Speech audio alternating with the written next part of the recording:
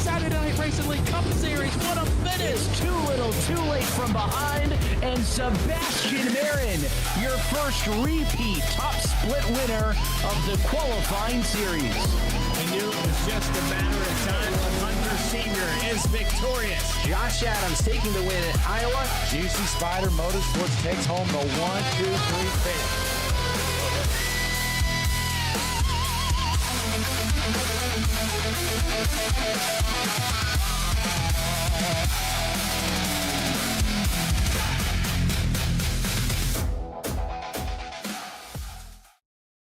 Racing isn't easy, but experiencing it is. iRacing puts you in the driver's seat with the industry's leading sim racing game.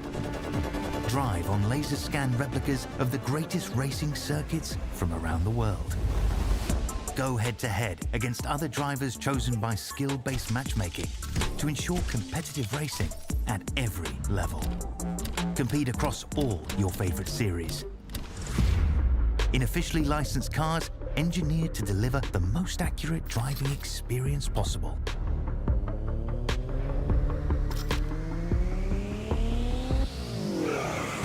Join a race or host your own with players from across the globe. Race against the computer or in a league with friends. Feel the thrill behind the wheel. Visit iRacing.com.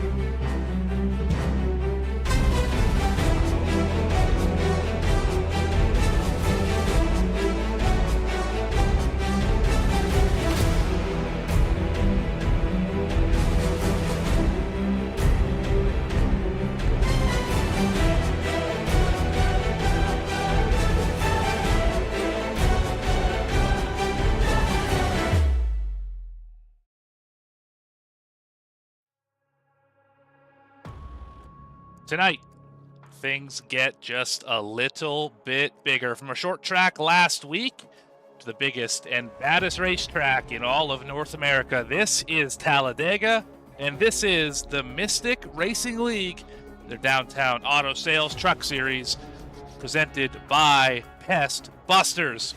This time we travel down to Alabama for the KD 200 here in Talladega. You are watching V-Speed. I'm your host and producer, Morgan Cook. Connor Horn will join us shortly. Cameras provided by the great Dougie Beard. Will get you all these great camera angles all night long. Let's talk a little bit about the racetrack that we all know so well. You can't have a NASCAR schedule without the great Talladega Superspeedway. Very wide racetrack, 2 2/3 miles long.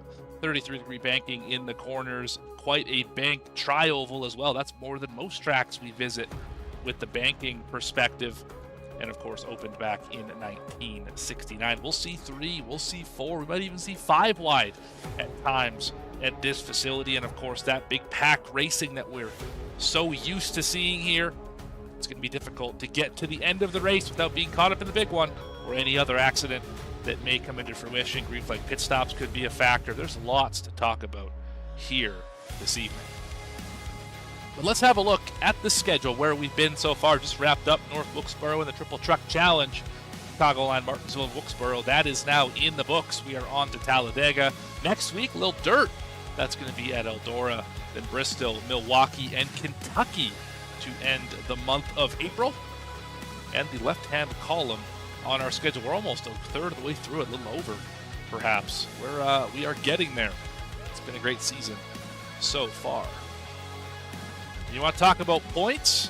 where your favorite driver is sitting. Devin Curl currently leads the way. River Hayes, teammate, right behind him after a dominating effort last week, leading 174 out of 175. Christian Barnes in third, the three winners. Then Nelson and Lewis rounding out your top five. Hinson, Merriman, Cochran, Zach Davidson, Tyler Stevenson round out your top 10 in points. Should be gritting here in mere moments, getting trackside to see where your favorite driver is going to start tonight's race. Currently going through driver meeting, making sure race control is able to communicate all the finer points of tonight's race.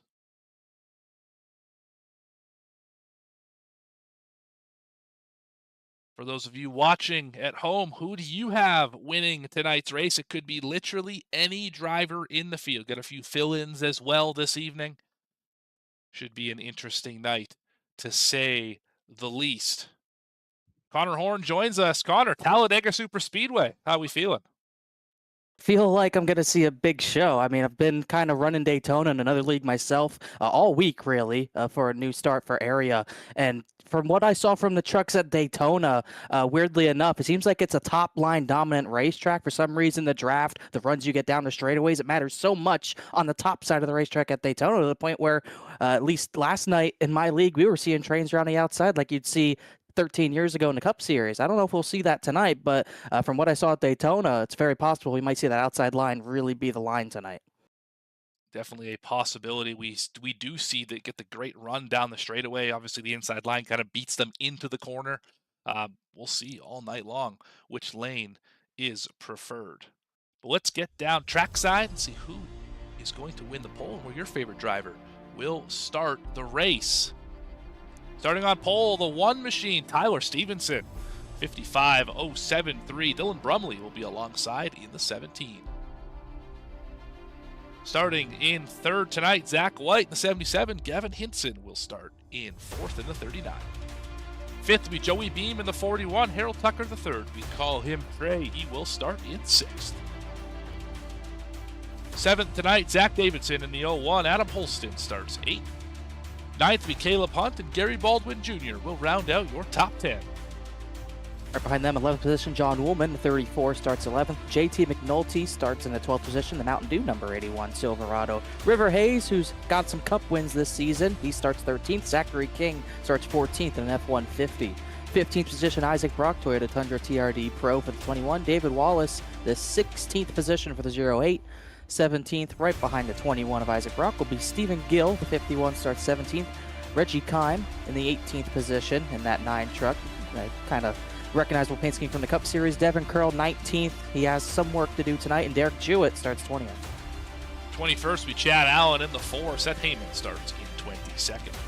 23rd, Daytona Cross making his return. Haven't seen him since early in the season. Sean Merriman is in the 24th spot to start this one out. 25th, Brad Nelson, not a great starting spot for him, alongside Dustin Lewis, rounding out row number 13. 27th, be Ashton Beam in the 25, Tyner Willing in 28th, and your top 30 belongs to Craig McKern and Jonathan Giasheri. He starts 30th. Christian Barnes, no qualifying time for him, starting 31st. Douglas Wysocki starting in the 32nd position. And then that's pretty much the entire field. Race control filling up a spot. So 32 trucks set to start this race tonight. Let's get down to it here. Trucks already rolling around this racetrack on the backstretch. And tonight, 75 laps, the scheduled distance. I say scheduled because we often find ourselves in overtime at these types of racetracks. Crashes coming down to the end of the race. We very well could go over that 75 laps, 200 miles number.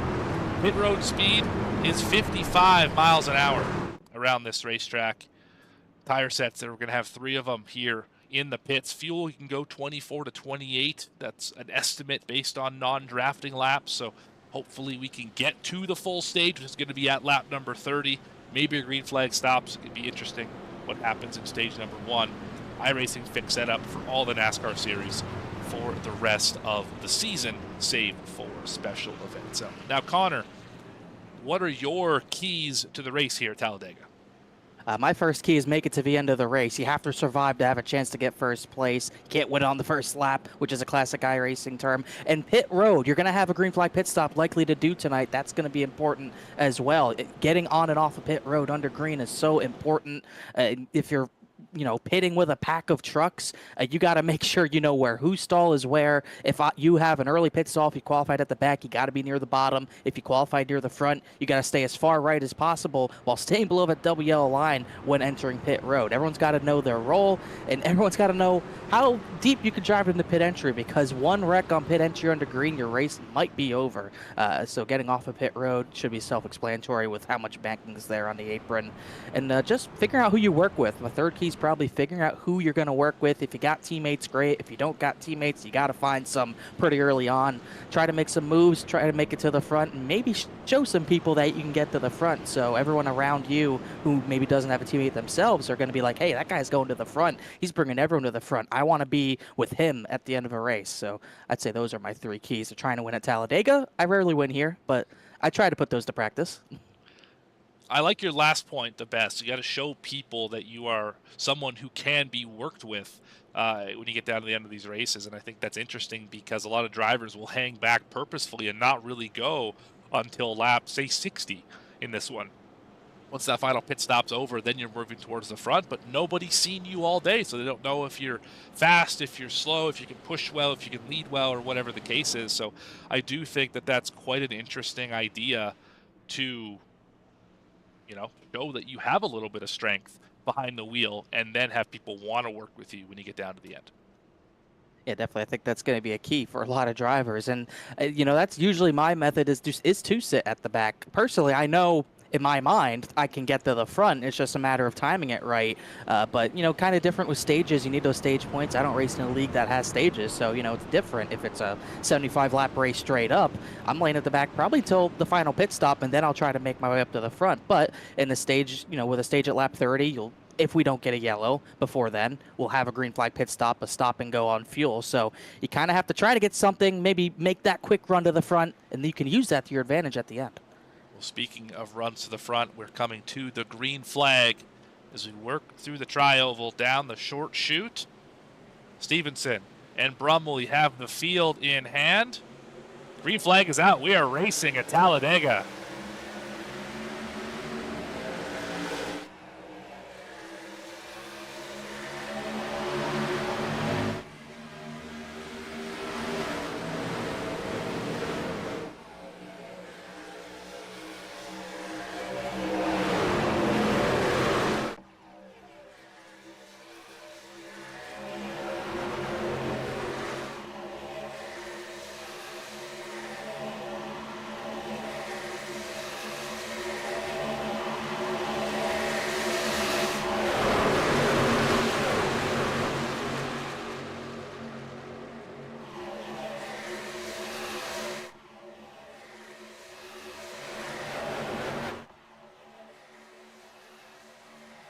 Off turn 4 for the first time tonight already. A lot of moving and shaking. We got 3 wide, we had 4 wide at times on that opening lap. Saw a few big moves. Jewett to the outside was one, put Curl in the middle, and we're still side by side for the lead.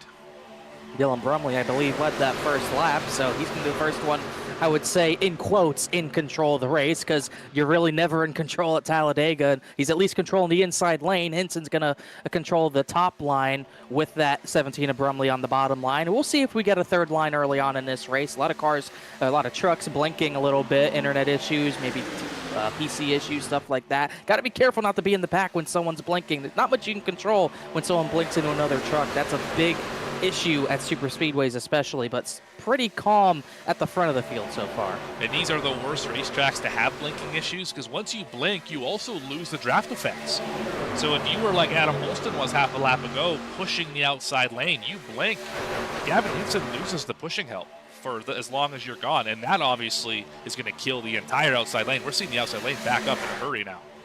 And if he blinks out for, 5 seconds, the driver behind him is going to be probably inside of the truck that he was just pushing, and that could cause a big one pretty quickly, as we're already going to see sort of a third lane. I'd say it's a tandem at the top. Doesn't work as well as it used to, but you can still get some momentum if that middle lane gets clogged up as they made a big move to the outside. Zachary King and it looked like Gary Baldwin kind of dumped Adam Holston out, and he's kind of in the sucker hole in the middle. Big wiggle there as the bump drafting already pretty aggressive from the 50 to the 26. In these trucks, you can push quite hard. They have really stable rear ends. For some reason, every other stock car you even get close to the guy in front of you, they seem to go around here, but these trucks are quite planted at Talladega, and you can really lean on that guy in front of you and find a lot of speed that way. As Harold the third takes the lead here on lap number 3. And that's really kind of with the new damage model. It's kind of introduced a new term, not a real life term, but slam drafting as we usually call it. Kind of works in the Cup car as well. Does not work in the O'Reilly Auto Parts car. But you can kind of, don't really have to lift as much as you would to draft and push the guy in front of you. You can kind of just slam them and they will usually maintain their line unless they're just not used to a truck doing that stuff like that. You can get 3 to 4 truck tandems to work by slam drafting like that. Anything more than that is still trouble, but you still have to push square. You can slam draft when you push square on the rear bumper. If you're not hitting them on the rear bumper, you hit them on the left rear, the right rear of the bumper, or just in the quarter panel, you're causing a big one. We will likely see that at some point tonight. Someone get a little over anxious, a little over eager, and getting somebody a bit of a bad shot. We still have the entire field in this pack.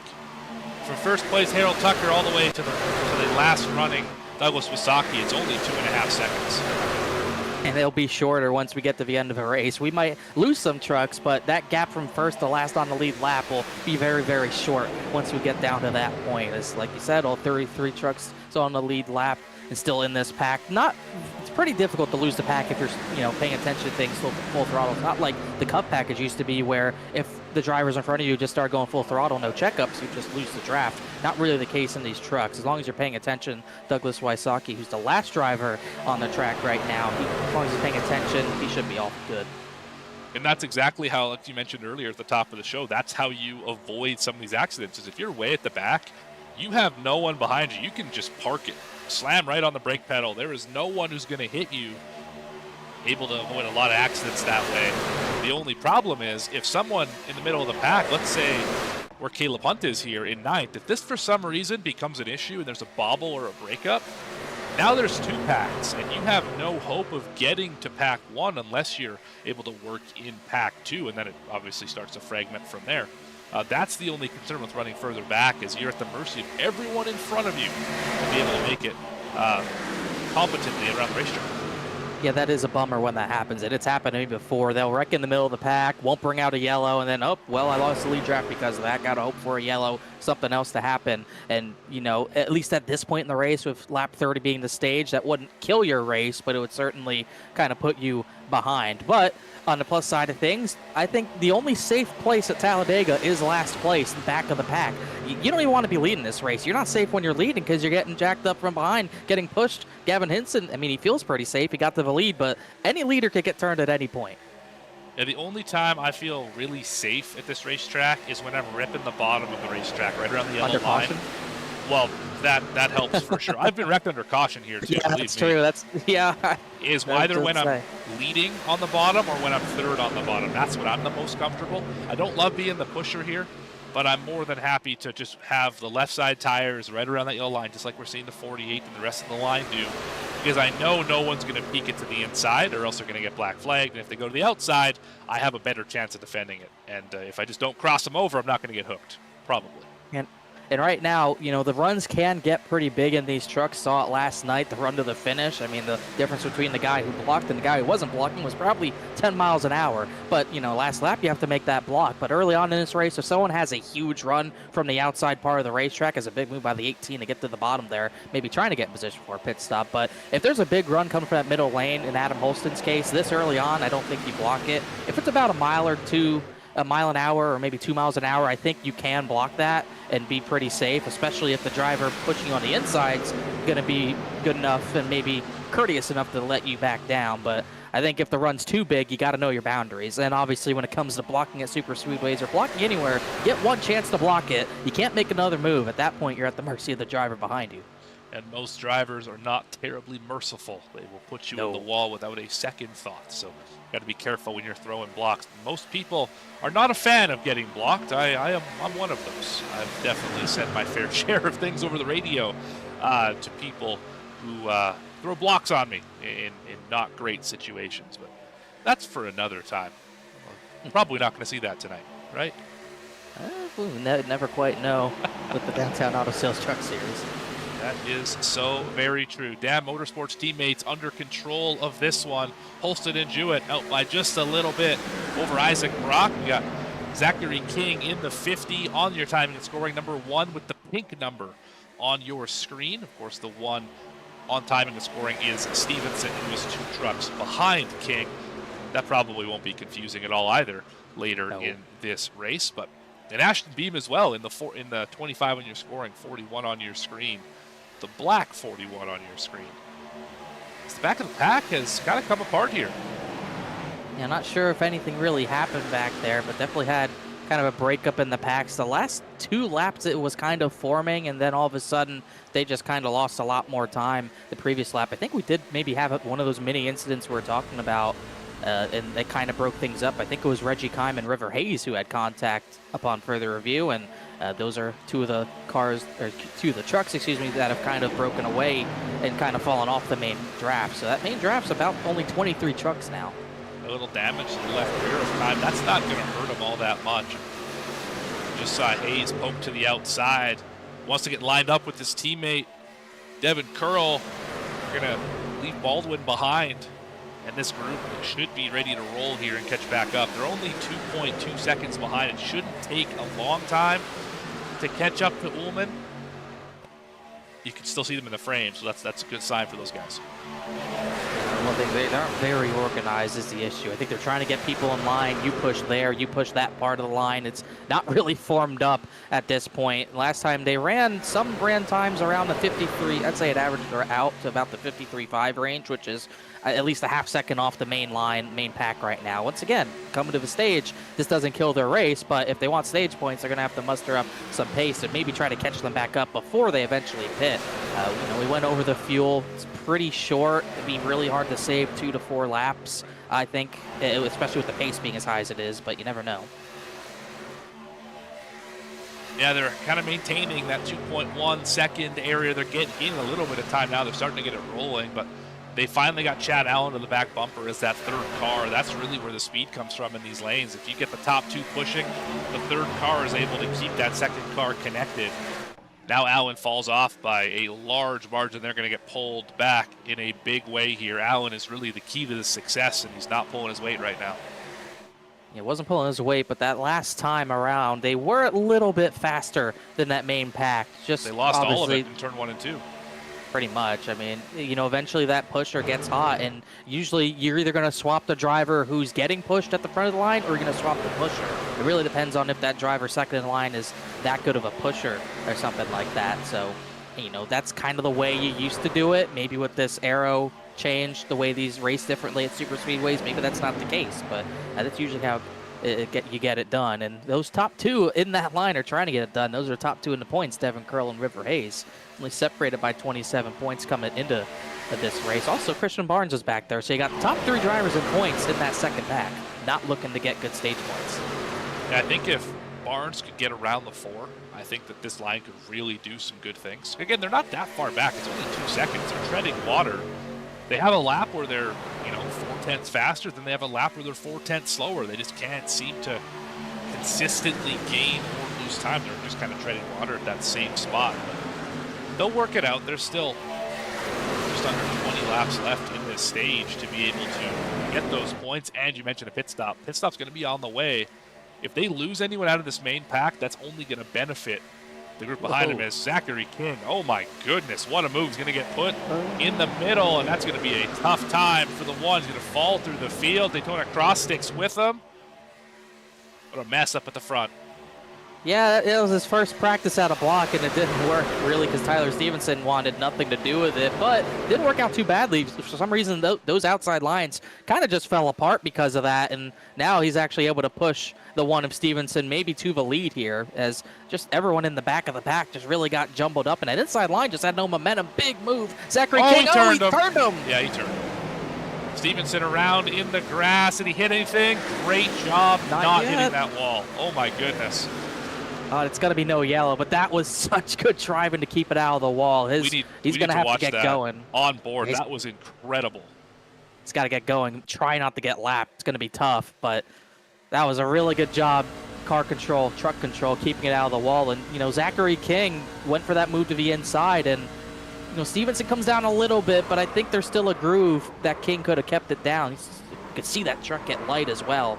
Just ripped it to the right, let out of the brake. Really good driving, and locked it down just so that second line didn't come up into that second line. I mean, you can tell this is a driver who knows what he's doing. That was the closest thing to Jim Conn I've ever seen here on iRacing. I mean, he had that truck fully under control while he was fully out of control. I mean, that's impressive driving, to say the least. But little one-on-one violence up at the front. King gets into Stevenson, spins him around, headed into turn number 3. No yellow, but that's going to jumble things up a little bit. That's really our first taste of blood here in this one. And it was as tame as it'll get at Talladega. A single truck spin that didn't bring out a yellow. It's as and didn't hit anything. It's as fortunate as small as an incident as you get.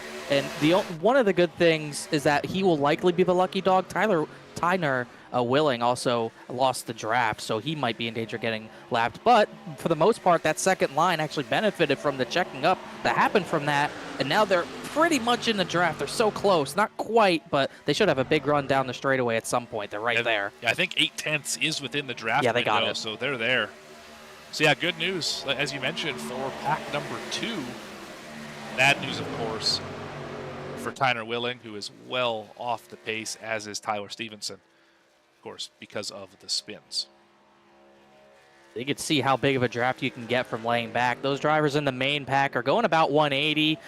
Devin Curl got up to about 185 just in the draft, decided not to take that run. It's going to just sit in line with the rest of the drivers in that pack. Allen, Barnes, McKern, Baldwin, and a few others that are still in that draft. But it's getting a little more hairy at the front. We saw that spin from the race lead, kind of bobbled everything up. Zachary King continues to lead out of it. Ashton Beams pushing him in second, but it's not smooth by any means. This is where it kind of gets frustrating as a driver back here on the bottom if you want to move forward, because you look forward and you see, okay, I have 4 or 5 cars on the bottom I can pass. That's great if I go up to the middle. Once I get to the middle, where am I going to go? Right, like there's 3 lanes wide. Am I going to make a 4th lane? Am I going to try and push the outside and hope that it goes somewhere? What is the move to find speed here? It's not as easy as just like being on the interstate. Not as easy as just changing lanes, because sometimes you get caught up in a worse lane than before. Yeah, there's not much you could do about it if they're already 3 wide. I mean, this is literally the only track we'll go to where you will see a 4th lane. And I think at some point I wouldn't be surprised to see someone try a 4th lane with how wide this racetrack is. It is possible, but you got to find room to do it. You really, when it comes down to the end of a race, you want to jump up and either be the main pusher in one of those 3 lanes, or be at the front of one of those 3 lanes. Otherwise, you're just racing for top 5 or top 10. About got turned in front of the field. Whoa. Oh, there's a chain reaction coming behind him in that middle lane. It worked out. Hinson got the lead, but you got to get to leading or pushing one of those lines near the end of a race, or else, like you said, there is nowhere to go unless you make a 4th lane. Yeah, that's the second or third time I've seen the 39 squirrely off of somebody's front bumper, so something to keep an eye on all night long. He is not afraid to put that truck in a spot where it might or might not fit. Same thing that happened with Stevenson and King earlier. Now King pushing Hinson. Hinson will lead that one as the outside lane has just about got there. Giasheri running 8th. Got Wallace behind him. Only 2 drivers up there, but watch the run they get down the back. They get a big run down the back, but now we're 3 wide with lap traffic. Tyner Willing actually ended up pitting, so good decision on his part. He'll get in the draft, maybe jump Tyler Stevenson possibly for the lucky dog still. But getting around the lap traffic, that's something these drivers will probably have to deal with at some point later in the race as well. And they're 3 wide. It's going to be dicey as Willing went to the top side almost at the last second. And we're going to be 3 wide catching him. Where do we go? Is he all the way to the top? Looks like he will. 4 wide for a split second. Everyone's going to get through it, at least for the moment. Yes, everyone clears it quite nicely. Well done by the entire field getting around that one. That is such a tense moment. As Wallace gets in the wall, so does White behind him. Such a tense moment trying to pass lap traffic because you're never quite sure where they're going to go. What's up? Sorry, Isaac Brock just got doored by Derek Jewett up the track. Thought that was going to be a crash. I don't know why the 45 doored him, but they made a little bit of contact in the middle of 1 and 2. Well, no harm, no foul, I think, is what they say. Oh, we are just about into the door again. This time, the 21 into the 8 for a split second. I think Brock's trying to find a place to go, and he's got nowhere. He's got no friends right now. Trying to make that side draft work to maybe get someone back and get in front of someone. That side draft on the right rear, very strong in the trucks nowadays. Oh, my goodness. David Wallace just about got spun by Zach White. Yeah, we're getting dicey here. Lap 20 in this one, coming to the pit stop. Yeah, everyone wants to be in the right position, track position-wise, trying to be near the front for pit stops. Like we said, last place is probably the safest place right now because everything else is jumbling up pretty bad. Checkup coming on the high side. Still, pretty much the whole field in this group. Only driver not in this pack is Stevenson, who is now on pit road. Yeah, so he had no choice. He just loses too much time and has to make that stop. But he's definitely going to lose the draft because of when he spun. So he might not even get the lucky dog because of the other driver that pit in Tyner Willing. So we'll have to see how that works out for him. He's going to be all on his own. Well, the stage is on the way shortly, and I mean, we've been green so far. Might be able to take a wave around and get back on the lead lap that way, and then just hope there's a caution, pit with some friends, whatever the case is, and make it work. But yeah, not a great spot to be in so early is going off for that self spin and not being able to get recovered from it just because of the way that there was no caution. He spun off the racetrack. I get why there was no caution. Just it's unfortunate for him because he obviously would very much benefit from it. Yeah, there's not much you can do when something like that happens. I mean, you could roll it back up the track, but your race is gonna be over. So it is what it is at that point, and just gotta hope you can recover. He's got. Oh, there's a crash. Stephen Gill into the wall. 54. Oh, 54 back in front of traffic. Zach White's in it. Oh, they're all piling in. No, 19's in the wall. Yeah, a lot of drivers got taken out in that one. Master pair tonight, so that's the good news. But yeah, just as we said, it was going good. It started to not go good. Zach White wrecked a little after. All right, 51 and 54. 54 ripping the high lane for a while here. I don't know about that one. One kind of came up, the other came down, Yeah. and the 54 came back down to traffic, nowhere for Zach White to go, and then they just kept piling in. 19 got piled into pretty late there by, I think, Gary Baldwin. Yeah, let's see it from the 8th point of view. 8 was right behind the 51. Couldn't quite make that pit stop, but you should see everyone pit here. For sure, a little bit of a door right there, and yeah, one went up, one came down, just as you said. Yeah, see just a melee behind him. Just had a wreck under caution. Harold Tucker wrecked Craig McCurran for whatever reason. Well, that's sure interesting. I don't think that was intentional, but you know, slowing up when they check up for the pace car, I suppose that can happen. Let's see here. 79, yeah, big check up in front of him, and he got him. Boom. Oof. Oh, that's a big hit too. Yeah, he got some of the worst damage from it. And unfortunately, he was past the the incident. Behind them, too. White just got spun. Oh, yeah. Did not see that. Did not see that. I saw the first one. Now, let's see. This, again, he's just... This truck is struggling. Big damage. He was the one who piled into the back of the 54. Nothing he could do. Just right in his lap. Yeah, I think he's got suspension damage of some sort to spin like that if he's going to get no help. Might have had to brake. Yeah, it just looped on his own. That's an interesting one for sure. Yeah, I don't know. Very interesting. But either way, for the drivers who weren't in the crash, it's a benefit for them because they're able to get their fuel, not have to make a green flag pit stop until maybe later in the race. So everyone, oh, there's a truck in the grass. They're hitting on pit road now. Is that Barnes that's in the grass? Yeah, Christian Barnes is in the grass. Yeah, that's not what I expected either. We'll have to go back and see what happened to the 27. Race off pit road. Orderly, other than that. I mean, He was coming out of pit road. Must have got hooked. Coming out of pit road. Curl get him? Yeah, Curl got him. Yep. And Curl's just trying to make it to his stall. It's a tough situation. You got some guys who are catching up to the pace car a little further off the pit sequence. You got Curl coming in. You got Barnes who's already exiting. And they kind of just, you know, they don't mix with each other when that sort of thing happens. Yeah, it's not usually a problem for 4-tire stops. When you do fuel only, you get weird things that happen at times. And that's one of them. You don't usually see trucks in the grass under pit stops, but we did there. At least not under caution anyway. Talking about it being safe under caution, you're right to dispute that one. We've had 3 incidents under this caution alone. Yeah, cautions are. It's been more wild under the caution than on the racetrack, which is not something that you say often. I've seen it in multi-class races too. There's a league I cover on Fridays, the Sports Car Endurance League (SCEL), where the race. I mean, it's a hectic and chaotic race, but it never fails. There's always one driver who spins under caution, and I just don't quite understand it. It's just you'll be pacing, and all of a sudden, car in the grass. It's like, how did this happen? How did we get here? At least in Zach White's defense, it seemed like that truck was totaled. I do not know what Harold Tucker. He just wasn't looking at the checkup, didn't see it. He got an EOL for that, so he'll be starting at the back. Zach White got an EOL just because he was off pace, and drivers would have gotten black flags if he didn't. But yeah, every now and then, super speedways especially, for whatever reason, the stack ups when everyone catches the pace car, which it's a pace truck tonight.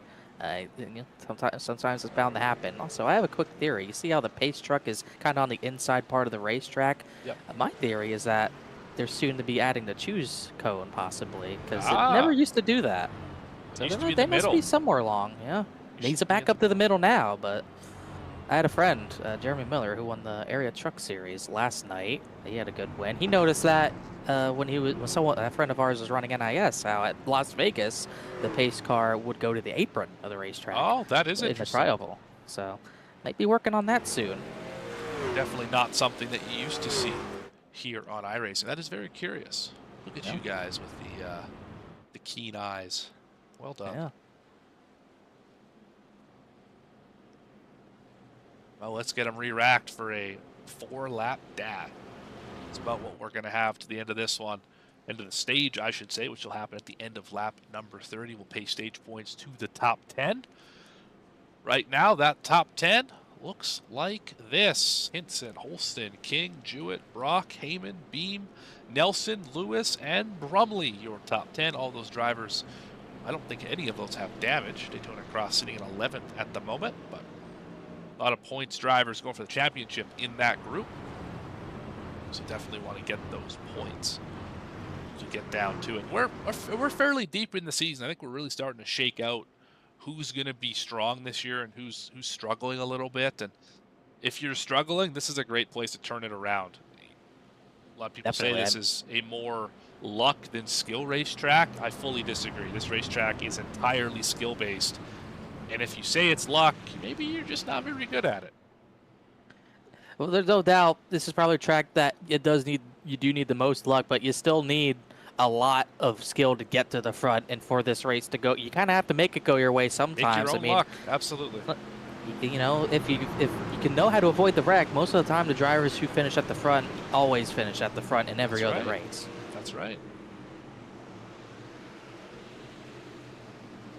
Into the restart zone. Green flag is out. Hinson on the loud pedal. They get a good clear on the bottom. Does it translate to a lead off of turn number 2? That's the question. Hinson could slide up if he wants. He does have more than enough space to do that now as the outside. Really, everyone behind that third row has just kind of disappeared on us. Yeah, the initial start of the race, we saw that second lane really have a good jump out of turn number 2, but no one really went in the second lane, so they're going to have to take a while to build a run up. Now Hinson will have to defend. Heyman goes wide. That's going to hurt the outside line a touch. I do think if a move's going to happen, it's going to be from the bottom. It's going to be the 1. King's going to try and do something here to get the stage win. Remember, he won in Daytona earlier this year.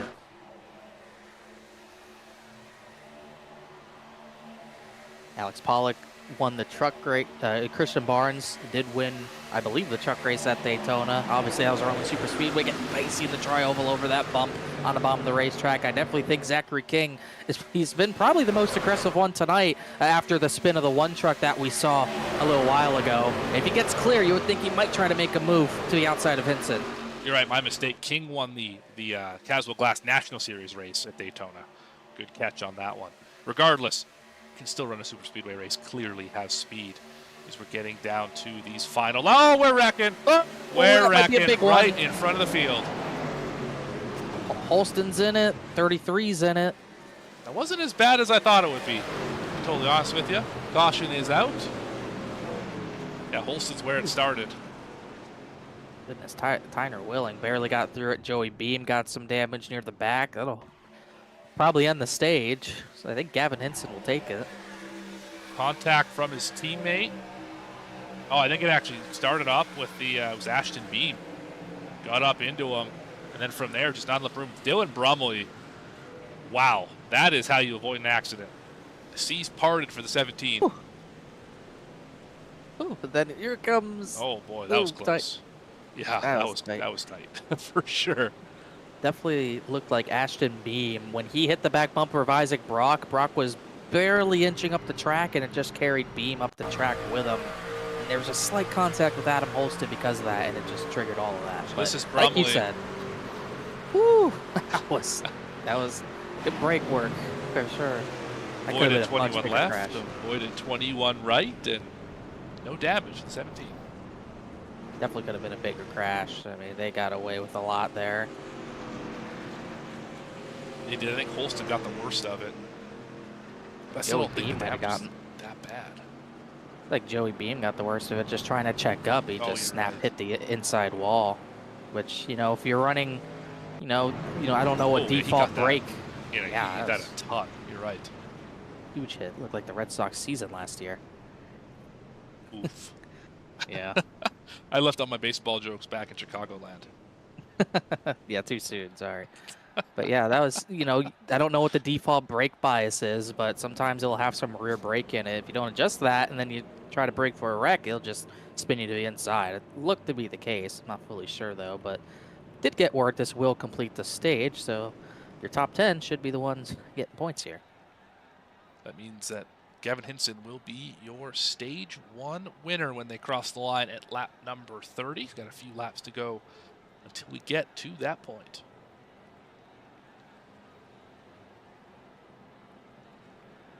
Well, while we wait, let's take a quick step aside with a juicy Spider side by side. You're not going to miss a thing. Be back in just a few.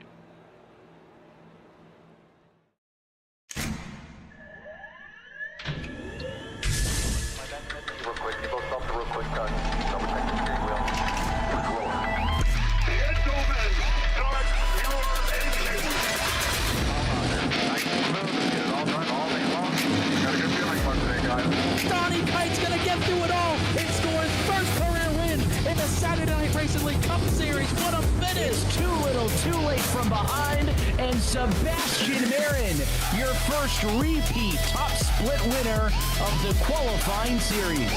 We knew it was just a matter of time. Hunter Sr. is victorious. Josh Adams taking the win at Iowa. GC Spider Motorsports takes home the 1-2-3 finish.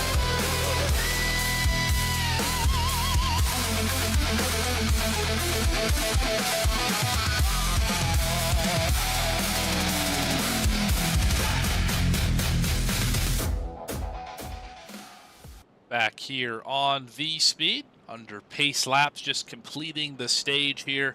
Gavin Hinson will be your stage 1 winner for the KD 200 at Talladega Superspeedway for the Downtown Auto Sales Truck Series Mystic Racing League. Morgan Cook and Connor Horn on the call, with cameras provided by Dougie Beard. If we don't hit pit stops this time by, we'll have an interview with our stage 1 winner, Gavin Hinson.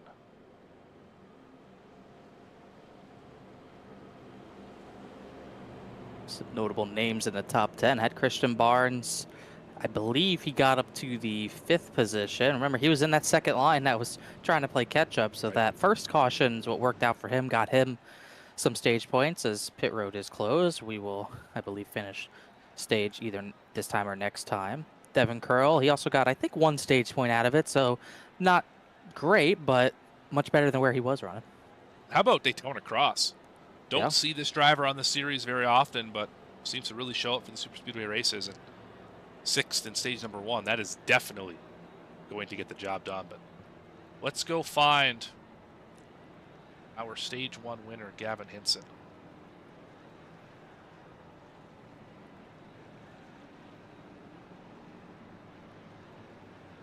Gavin, it's Morgan and Connor up in the booth. You got a copy? Yeah, I was just talking about you guys. Isn't that fantastic? We were just talking about you. Who would have thought? Stage 1 winner here, Gavin. You've really been one of the mainstays up at the front for really this entire beginning of the race. What's it going to take to stay up there the rest of the way, and how have you found it so far? Well, it's just going to take a little bit of luck and just staying up front, choosing the right lanes and things like that. But, you know, it feels fine. Everything looks good out front. I don't like being trapped on the bottom, though. I can tell you that. I like running outside and controlling the field. So, I don't know. We'll see how it goes. There's a lot of racing left for it to go down the tube, so. Just about to be halfway here in a few laps, but you've been up at the front for most of the day. How's the racing been out there? Has it been as calm as you were expecting, a little more aggressive than expected? What are you seeing out there behind the wheel? I mean, it's okay. I mean, I think King is really aggressive. He made some pretty, I guess, bad moves. I think him and the one got messed up there in the lead. But other than that, I don't think it's really too aggressive. I mean, it's just plate racing at Talladega, you know. But it can get a lot more aggressive, though. But as of right now, it feels fine. All right, well, we got you up here. Who do you want to thank? Who do you want to shout out? Well, I want to shout out my sponsor. I'm sure you guys can see it pretty plainly on the hood and all over the truck. Rob's Custom Wraps. And hopefully we can get Waterforce Racing a win this evening. All right, Gavin, thanks for your time. That's stage 1 winner, Gavin Hinson.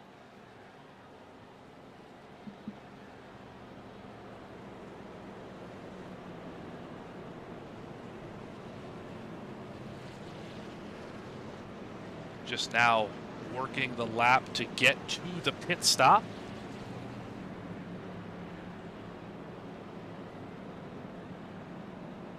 I think pits would be open next time by. They were once again closed this time by. Chad Allen came down to pit, still trying to repair a lot of damage. I would believe the penalty's just an EOL, so repair everything you can get at this point.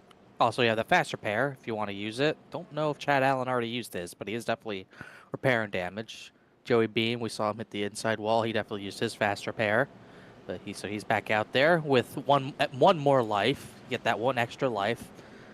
And hope you don't want to burn it early, especially before you get to the end of a stage, but you gotta do what you gotta do. And now at this point, you gotta try to make it about 30 laps or so, get to that next final pit stop, and then maybe at that point try to go to the front. But one thing we didn't really talk about when trying to run at the back, you can try to run near the front because you have that fast repair in your back pocket. We've seen Zachary King be aggressive. We saw Gavin Hinson be at the front in a lot of it.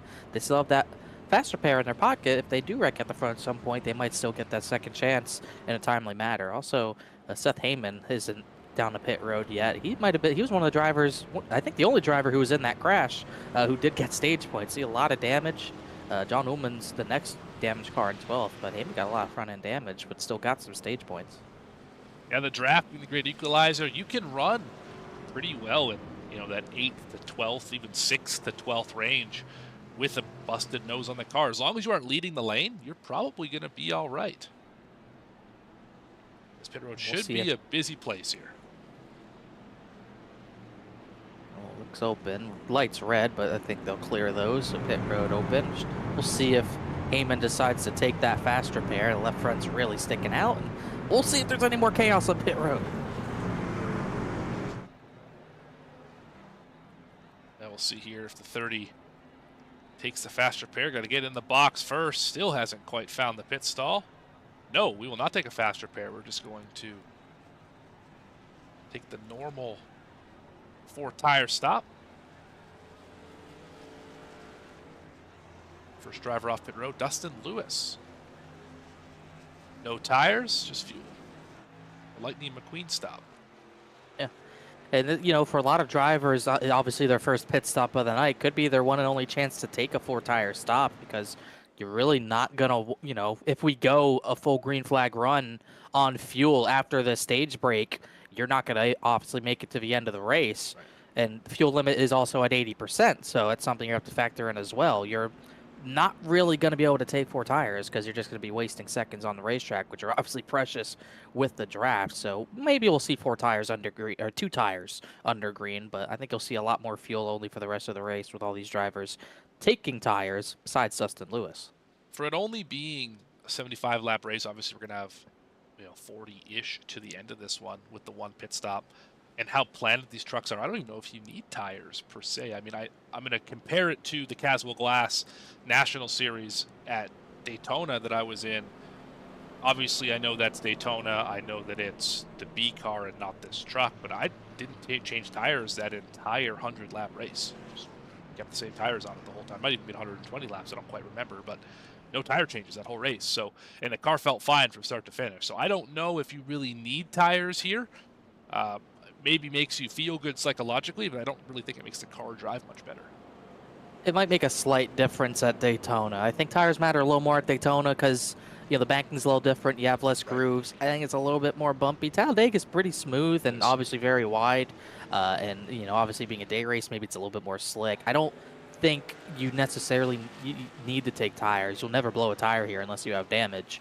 But, you know, every now and then if you're in the pack and, you know, you're not making up ground and, you know, you have to pit at least one more time for fuel, you might think, might as well take tires, see if I can get to the front. Maybe it'll help me. And, well, it might help you make moves just a little bit as some of these drivers choose back and forth, inside, outside. But, you know, every now and then those tires maybe will come in handy to make a move, maybe avoid a crash, stuff like that. But obviously it won't be as important as it is at Bristol in 2 weeks, or 3 weeks actually, or the Malkley Mile after that. I don't know how much tires will matter next week at Eldora, but certainly I would think more than tonight.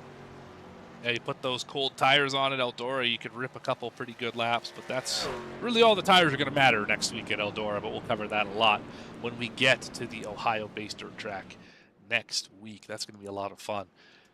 3 completely different races back to back to back. It probably felt like you were on dirt last week at North Wilkesboro on that new repave. This track, nothing like that. And then, of course, Eldora really couldn't put together 3 more different racetracks on the schedule.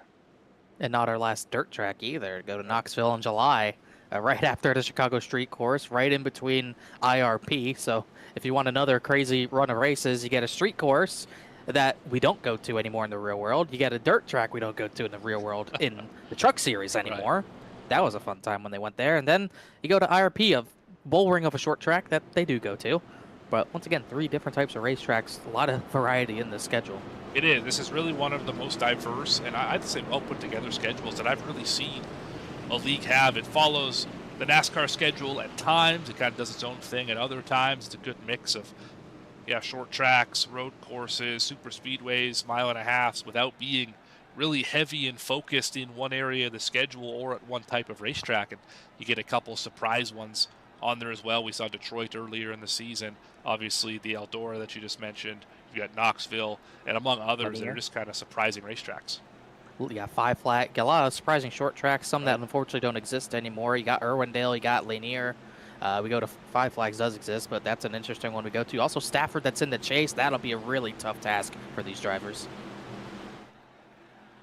But no one's looking that far ahead except for us here on the racetrack. We're about to get back underway. Jewett and Lewis on the front row. We are off for stage number 2.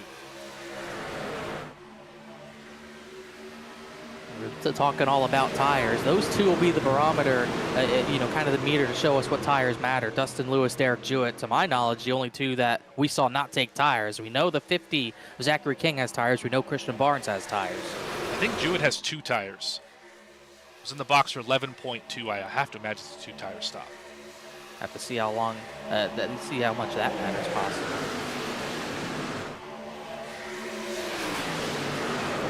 Carlos Lewis leads the way off the front bumper of Zachary King.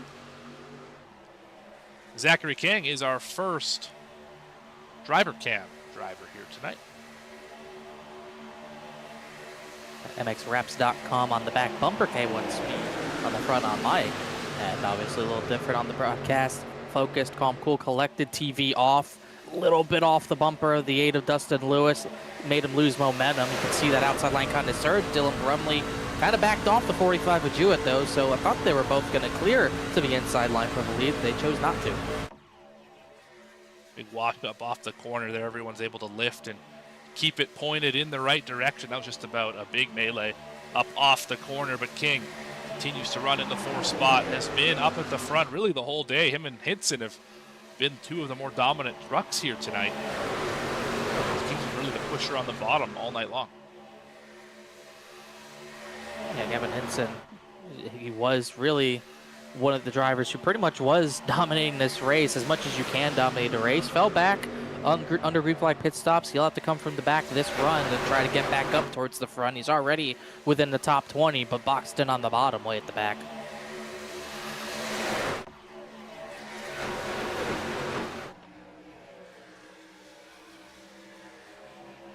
Back to full screen, side by side. Dam Motorsports controlling the way. Jewett on the bottom, Brumley on the top side. Got the 8 pushing the bottom, the 81. That's JT McNulty pushing the top, and here comes the 3rd lane. John Ullman trying to make a little noise. A lot of Mystic regulars up there. Ullman, Trey, you got Nelson, Chad Allen trying to make a little group up there and get to the front. Gavin Hinson tagging onto that group as well. Yeah, he got to the back of it. Chad Allen, I believe Brad Nelson's there. Harrow Tucker's the one pushing, and that's one thing I thought we might see in stage 1 that we didn't see. We didn't really see that 3rd lane ever come into effect, but they have a pretty good run right now, and they're blocking for the lead. Brumley got up in front of Dustin Lewis, and Derek Jewett thought about blocking it, chose not to do it. I think we're about to see some pretty wild racing in this one. If that 3rd lane ever gets up there, they kind of stalled out. Back around the 14th spot, Tyler Willing on the middle lane there is giving them a little bit of a pinch, kind of blocking the air from him, and then his top lane. Yeah, they really get squished into the wall there. Ullman struggling to keep it righted. Lewis to the bottom, McNulty behind him. Now Brumley's going to fall back to the 51 of Gill, remember was involved in an accident earlier with Giacherri. And he still has a little bit of right rear damage, but that won't hurt him when he's trying to push. As they're getting aggressive at the front, Lewis, all these drivers kind of thinking about blocking, then not doing it. Eventually someone's going to commit to that block, and it might cause issues as there was a little bit of a stack up at the back as Lewis gets put in the middle, 3 wide. There they go. It's going to be a big crash at the front. This might be the big one. Zachary King's in it. 34's in it. This is 3/4 of the field. Oh my goodness, look at this. I went back to think, I thought I saw another crash developing, of course. Missed the big one here. My goodness. I think I only see Dylan Brumley and Christian Barnes. They're about the only ones who got through it. I think Caleb Hunt might have made it through as well. He's got some rear end damage, but he's better off than a lot of others. Yeah, let's see. I think was the 50 the start of this potentially? It looked to me like the 8. In it. Looked like the 8. Dustin Lewis 8 truck got put middle, and I'm not sure if McNulty knew he was 3 wide. That's as big of a crash as I've ever seen. Yeah, that was a lot of trucks. See right here, the 8 is kind of out there. The 45 has a run. He fakes middle, forces the 8 up.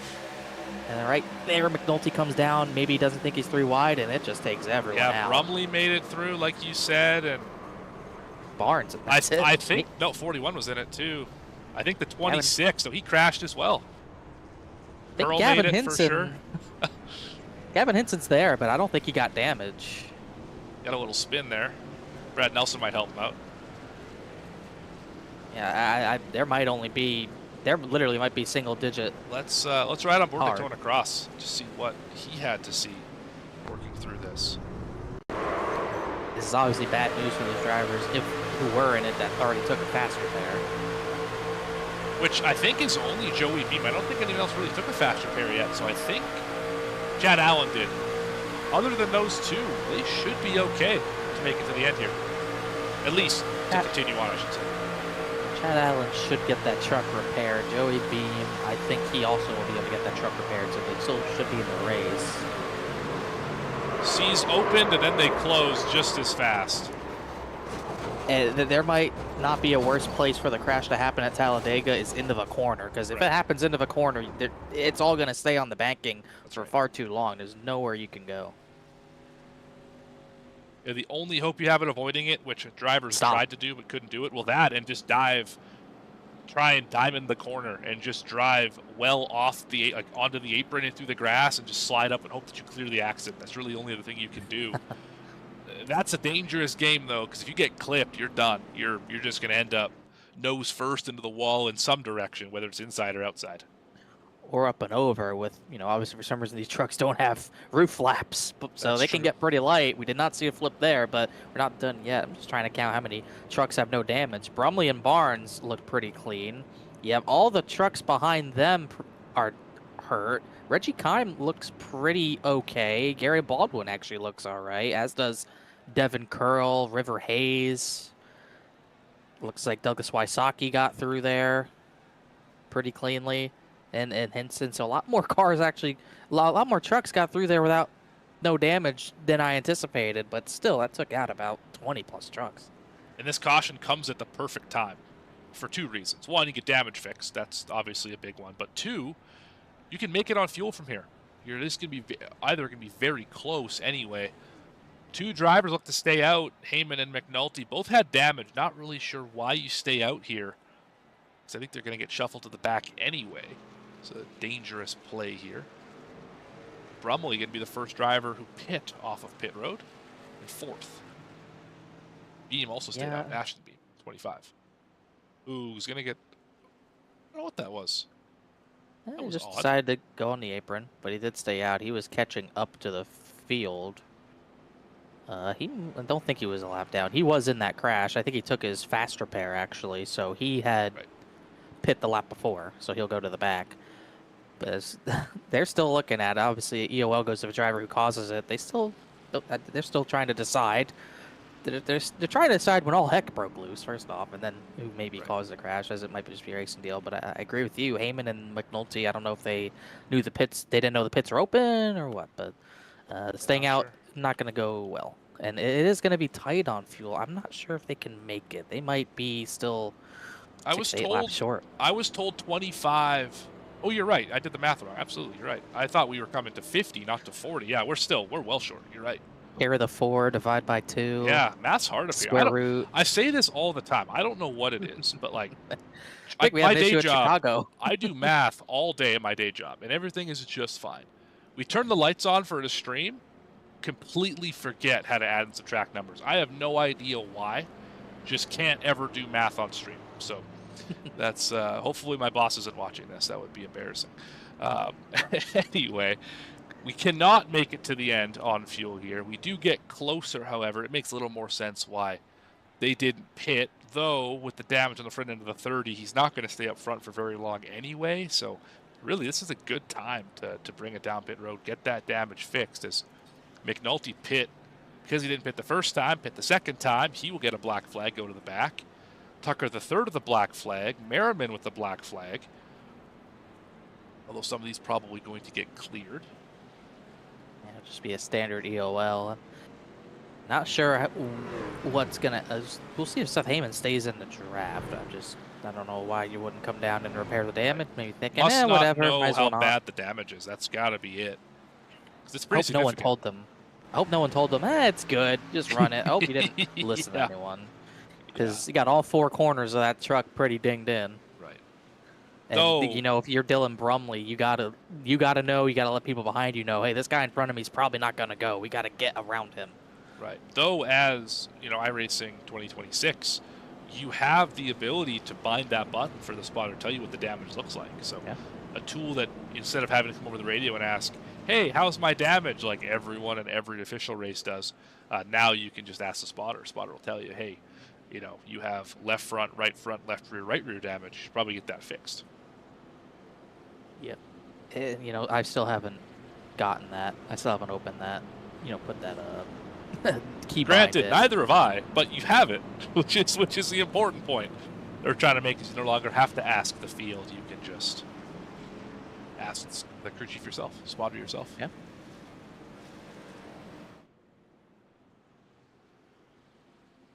See what ends up happening here is going to be some different players at the front. Reggie Kime's going to be restarting 4th. Christian Barnes is up to 2nd. You got Zachary King, who's a little further back than what he was. He will be in that single file line, that pit coming to 1 to go, I believe, and he still got damaged. So some drivers might not have used their fast repair, so still trying to save it for maybe something else. It doesn't get much bigger of a crash than that, but you got some pretty fast drivers, like the 1 car, Tyler Stevenson's back there.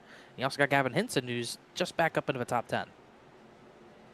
We'll see how quickly this 30 is able to stay up at the front. Into the restart zone. Do we get a good jump? Wait until the very end of the zone. Barnes did not go. The outside lane is in trouble. But 30 might have engine damage too. They caught up to him in a big way. Yeah, it was quick. And Dylan Brumley's got nowhere to go. All he can do is kind of shove him until he finds a gap to get up. You can just see the pace difference between the 30 and everybody else. Oh, they're almost wrecking because that car is so off the pace. Yeah, they're just going to stack up the inside line badly. And they're still got trucks going by at 17, so there's just nowhere for Brumley to go. Yeah, Brumley must not realize it either.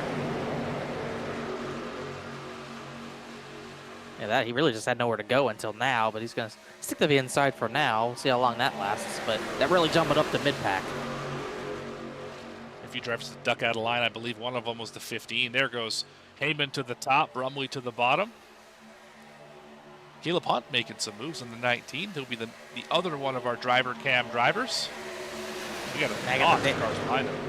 Got a damaged truck now. It's in the middle of the racetrack. That's even more dicey, actually. Everyone kind of noticing that, getting around him, and it's going to fade to the back pretty quick. Yeah, lonely feeling for Heyman here. He's probably going to lose the draft at this rate. That car is way off the pace. 3 wide at the front. Isaac Brock kind of split middle on River Hayes, and Hayes is going to go to the back. It's got to be frustrating if you're Hayes. Haven't been up at the front all day, finally get a chance at the lead, immediately get undercut by someone else and fall all the way back to the teens again. I think Hayes wanted to run the top side with that outside line, and Isaac Brock was like, hey, the top line's actually down here for now, and Zach Davidson kind of followed him through, so that third lane just not really what we would see at Daytona. It just seems like the bottom 2 lanes are pretty even, and right now that middle lane's really surging. Davidson, all 3 of them, Brock, Davidson, and Caleb Hunt, all to the bottom. And Stevenson's made it back up to the point as well in running 4th in the 1. Going to slide down in front of Barnes, and here comes Devin Curl. Let's take a moment. Look at the 19. Our next driver cam driver, Caleb Hunt. Sound here, Toyota. He's kind of been all over the place tonight. He was in the mid-pack. Now he's pretty much the furthest up he's been all race, battling for that 3rd position. Green screen in behind. Pretty focused, though, on the road ahead, which you have to be at Talladega. You slip focus, you're going to be done for the day pretty quickly. But still had a pretty good methodical climb. He was in that last big one, might have taken his fast repair, but either way, he's gotten up through the field in a hurry. No fast repair, just a minute on pit road. Got it fixed up enough to be competitive, clearly running 3rd, so enough speed in the truck, in the draft anyway, to get it done, as there's 3 wide behind him. Starting to get shuffled around a little bit back there. Is that the front 3 starting to pull away? Yeah, with the side draft the way it is in the truck series, in these trucks nowadays, if you get a single file line ahead of it, you can really get away and get a big head of steam down the back straightaway, but you're starting to see that outside line really pull back up to the front. McCurran, Hinson, and I believe Devin Curl kind of up there making that work. Yeah, as you mentioned, here comes Curl. Up to 5th now. Now we're going to get to the lead here. Davidson got crossed up. Curl from the outside will lead this lap at the line. Yes, by a car length. And here comes Gavin Hinson. Look at the push. The 39's given to the 15 right now. Yeah, there's something, for some reason, out of the final corner. There's just no momentum from either of the bottom 2 lines. Maybe side drafting too hard. That 3rd lane was just able to get right around him with 5 miles an hour worth of momentum. of Oh, them. four So wide here. Oh, there Whoa, goes there the goes. Daytona cross around. And Ashton beams in the wall again. Isaac Brock, yellow's out. No, yellow is not out. We stay green. There's a yellow. There it is. Another one that could have been more trucks. Probably should have been. See it again here. 41 in the middle, the black truck. They were 4 wide. Wallace pushed it to the outside. Daytona Cross really had nowhere to go. 21's way off the bottom. Just kind of all 4 of those trucks really in the wrong in that one. Kind of a racing deal. Minimal damage, I'd say, for all those trucks, though. Maybe Daytona Cross got a bigger hit. He hit the inside wall pretty good, but could have been a lot worse. Yeah, he almost went up and over. We're still seeing these trucks get a lot of air. 08 looked 4 wide, but he didn't really get to the outside of Cross. I think Cross could have came up the track and given room, but he didn't really have time to. At that point, Ashton Beam kind of came up the track trying to give Isaac Brock room right there, and then there's the contact. And, ooh, that 00 got light. Got light, certainly. He hit that wall pretty good. He got it square, so I don't know if it's going to hurt the speed of the truck that much because he didn't hit it right on a corner. But he also has used the fast repair already, so he's kind of got what he's got for the rest of the race. I'd say as long as he doesn't get big suspension damage, he should be able to get that thing. Left front's killed. Right front's killed. You can see that's not how that's supposed to point. Yeah, that truck's destroyed. Yeah, hit pretty hard. We'll see how much he can get repaired. To me, it looks like the left front's kind of a little bit sideways. Right. I think that's just because the right front's also sideways. But if he doesn't have the meatball, he can still repair that thing. Just get what he can. But yeah, no if meatball he's got suspension somehow. Yeah, but any suspension damage, you're probably going to be done competing for the day.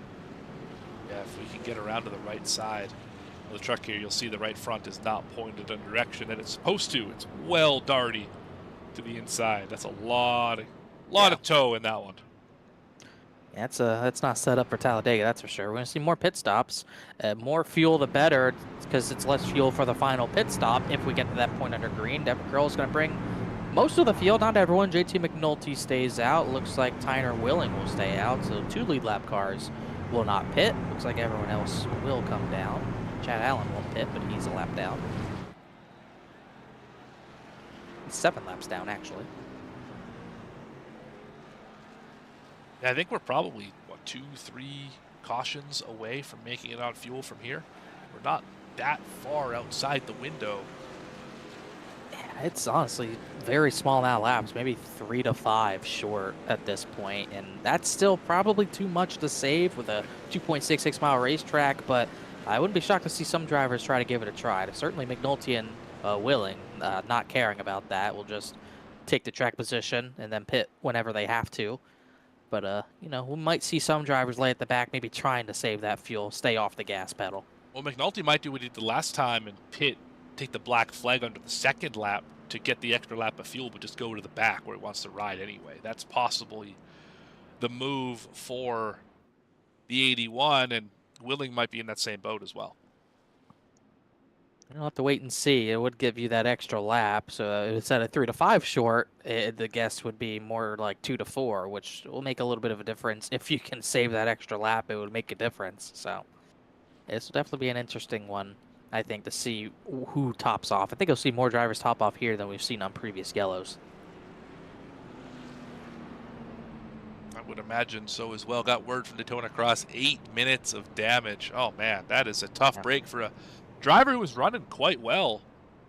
Was up in the top 10, obviously had a 4-wide incident there, just not quite enough space on the racetrack, and all 4 of them got some sort of damage. Daytona, of course, got the worst of that, hitting that inside wall a ton down the backstretch. And he hit the wall right where it jutted out and kind of angles towards the racetrack, and you know, that's always a hard hit when someone hits that wall. We've seen it in the real world over the years, as it will be the case. You'll see Devin Curl, who was leading the race, he's going to top off. Looks like Christian Barnes will. Davidson. Yeah. Gary Baldwin. Barnes, black flag. Well, hitting under close pit, probably. I have to think that's what it is, because everyone who, except for Curl, who just pit, seemed to get one. So maybe they sped. I don't know. Maybe it was passing under yellow. Someone didn't pass. Not sure. That's possible too. Could have passed the pace car under yellow. Either way, they get to choose. I think this is actually going to cost Christian Barnes all that track position because he's still sitting in a stall. But with the hold penalty, yeah, 21 seconds in the stall and growing. So that's not great. Hinson, same thing. yeah, so they did not. It didn't work out for them. Whatever the reason for the penalty was, didn't think it would be a stop and hold. Barnes, I believe, is rolling now. Hinson will probably roll in a little bit. So they did top off. So they'll probably start at tail end and not have an extra penalty. Obviously, probably didn't want to lose that much track position because they'll be in the back of a pretty long single file line. And this is probably the most dangerous it will be for as far as losing the draft. This might be the easiest it will be to lose the draft, especially with all the damaged trucks they might have to start behind here. Yeah, with the checkups that are probable, because not even possible, with how difficult pacing seems to be for most drivers across the iRacing service. It's easy to have a big checkup where somebody launches too soon, has to slam on the brake pedal, and then the whole field gets fragmented. We have been able to confirm it was passing under yellow for both the 39 and 27 on that stop. They passed drivers coming to pit road that will get a black flag. Because it wasn't cleared by the time they made their pit stall, they had to get held in the box. That is why they got those 20 or so second penalties. So we're seeing like 22 to 26 laps of fuel. That puts us pretty darn close to that fuel number to lap 75. So this will be an interesting run if we get the green flag laps. Yeah, we are pretty much on the number. Pace truck peels down pit road. McNulty, Willing, your front row. Stevenson and Beam. Caleb Hunt, Dylan Brumley, your top 6. 81 way out of the way here. And into the restart zone we go. Oh, inside line simply did not launch. That one might get under review. That was a weird start. Yeah, 81 was, out of line basically, and he got way too far out. I mean, it's his disadvantage because look at the run Tyner Willing is going to have on the 81. Here comes Willing. Going to try and clear the 81, but the rest of the group's going to get here in just a moment. They jockey for position a little bit behind him. Justin Lewis got a boot from Isaac Brock. They kept it straight, though. Restart is under review, which is not very surprising. Tyner Willing, don't believe he's the one under review, but he is the race leader. Ashton Beam up to second. Oh, if Willing was the race leader, I don't remember who the control car was. I think it was 36, but if that's the case, yeah, the 81 is going to be in trouble for launching well before the leader did.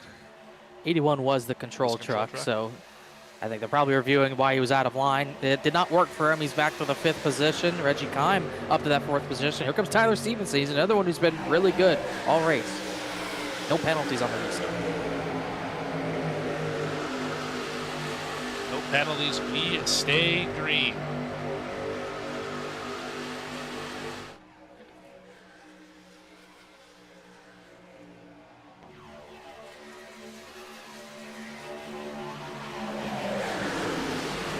Flirting with the fuel window, flirting with disaster. Probably flirting with the back bumpers of every other driver. I mean, we're going to see the bump traffic get more severe than it already has become. We're in the final third of the race. We've gone through 2 25-lap stints, basically. The first 25 laps, pretty clean. The last 25, kind of been all over the place. There's almost a door check for that second position. So I think things are going to get much more rough. Everyone's going to try to rush to the front in a short amount of time, but you still have that pit stop to worry about. That, or you're trying to save enough fuel to get to the end. So you got a lot of different agendas from pretty much every other driver still in this race, which is pretty much everyone still in this race. Only the 54 is out of the race. Chad Allen 7 down. Joey Beams 1 down. Pretty much everyone else still in it. We just finished our 4th caution of the day here as Hinson. Look at the run on the outside. They are rolling up to the top 5. They're pretty soon going to go be battling for the lead beside Willing and the 1 of Stevenson.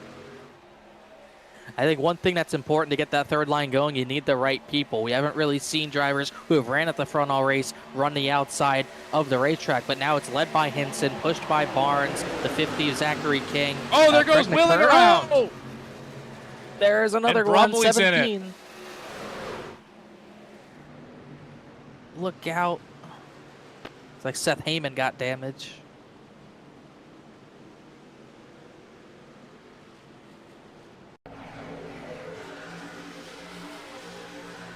It's another one through the tri-oval. Now we're at the spot when fuel is probably going to be good to the end if you pit here. And Willing kind of drifted up the track, and Ashton Beam saw he had a lane. And Heyman got a lot of damage. Yeah, that was an odd one. It's just Tyner Willing wasn't really holding the bottom, kind of went up to the middle, and then Ashton Beam went for that inside line that was vacated and kind of came up, not quite enough room. Maybe the 36 tried to shut the door late as well. Yeah, he's way off the bottom. Full lane off the bottom of the racetrack, just nowhere near clear. And here comes 36. That's a big hit. Yeah, nothing really he could do. Seth Heyman just up there, and the 36 comes crashing across the track. Not much either driver can do. One of our driver cam drivers, Caleb Hunt. He's right behind Dylan Brumley. See if this is the cause of Brumley being in the crash. He got him for sure. Oh yeah. He gave him a bit of a boof right there. He got him for sure. Yeah, I think he hit him hard enough that I wouldn't be surprised if that 19 is dented at the front. I guess it looks clean.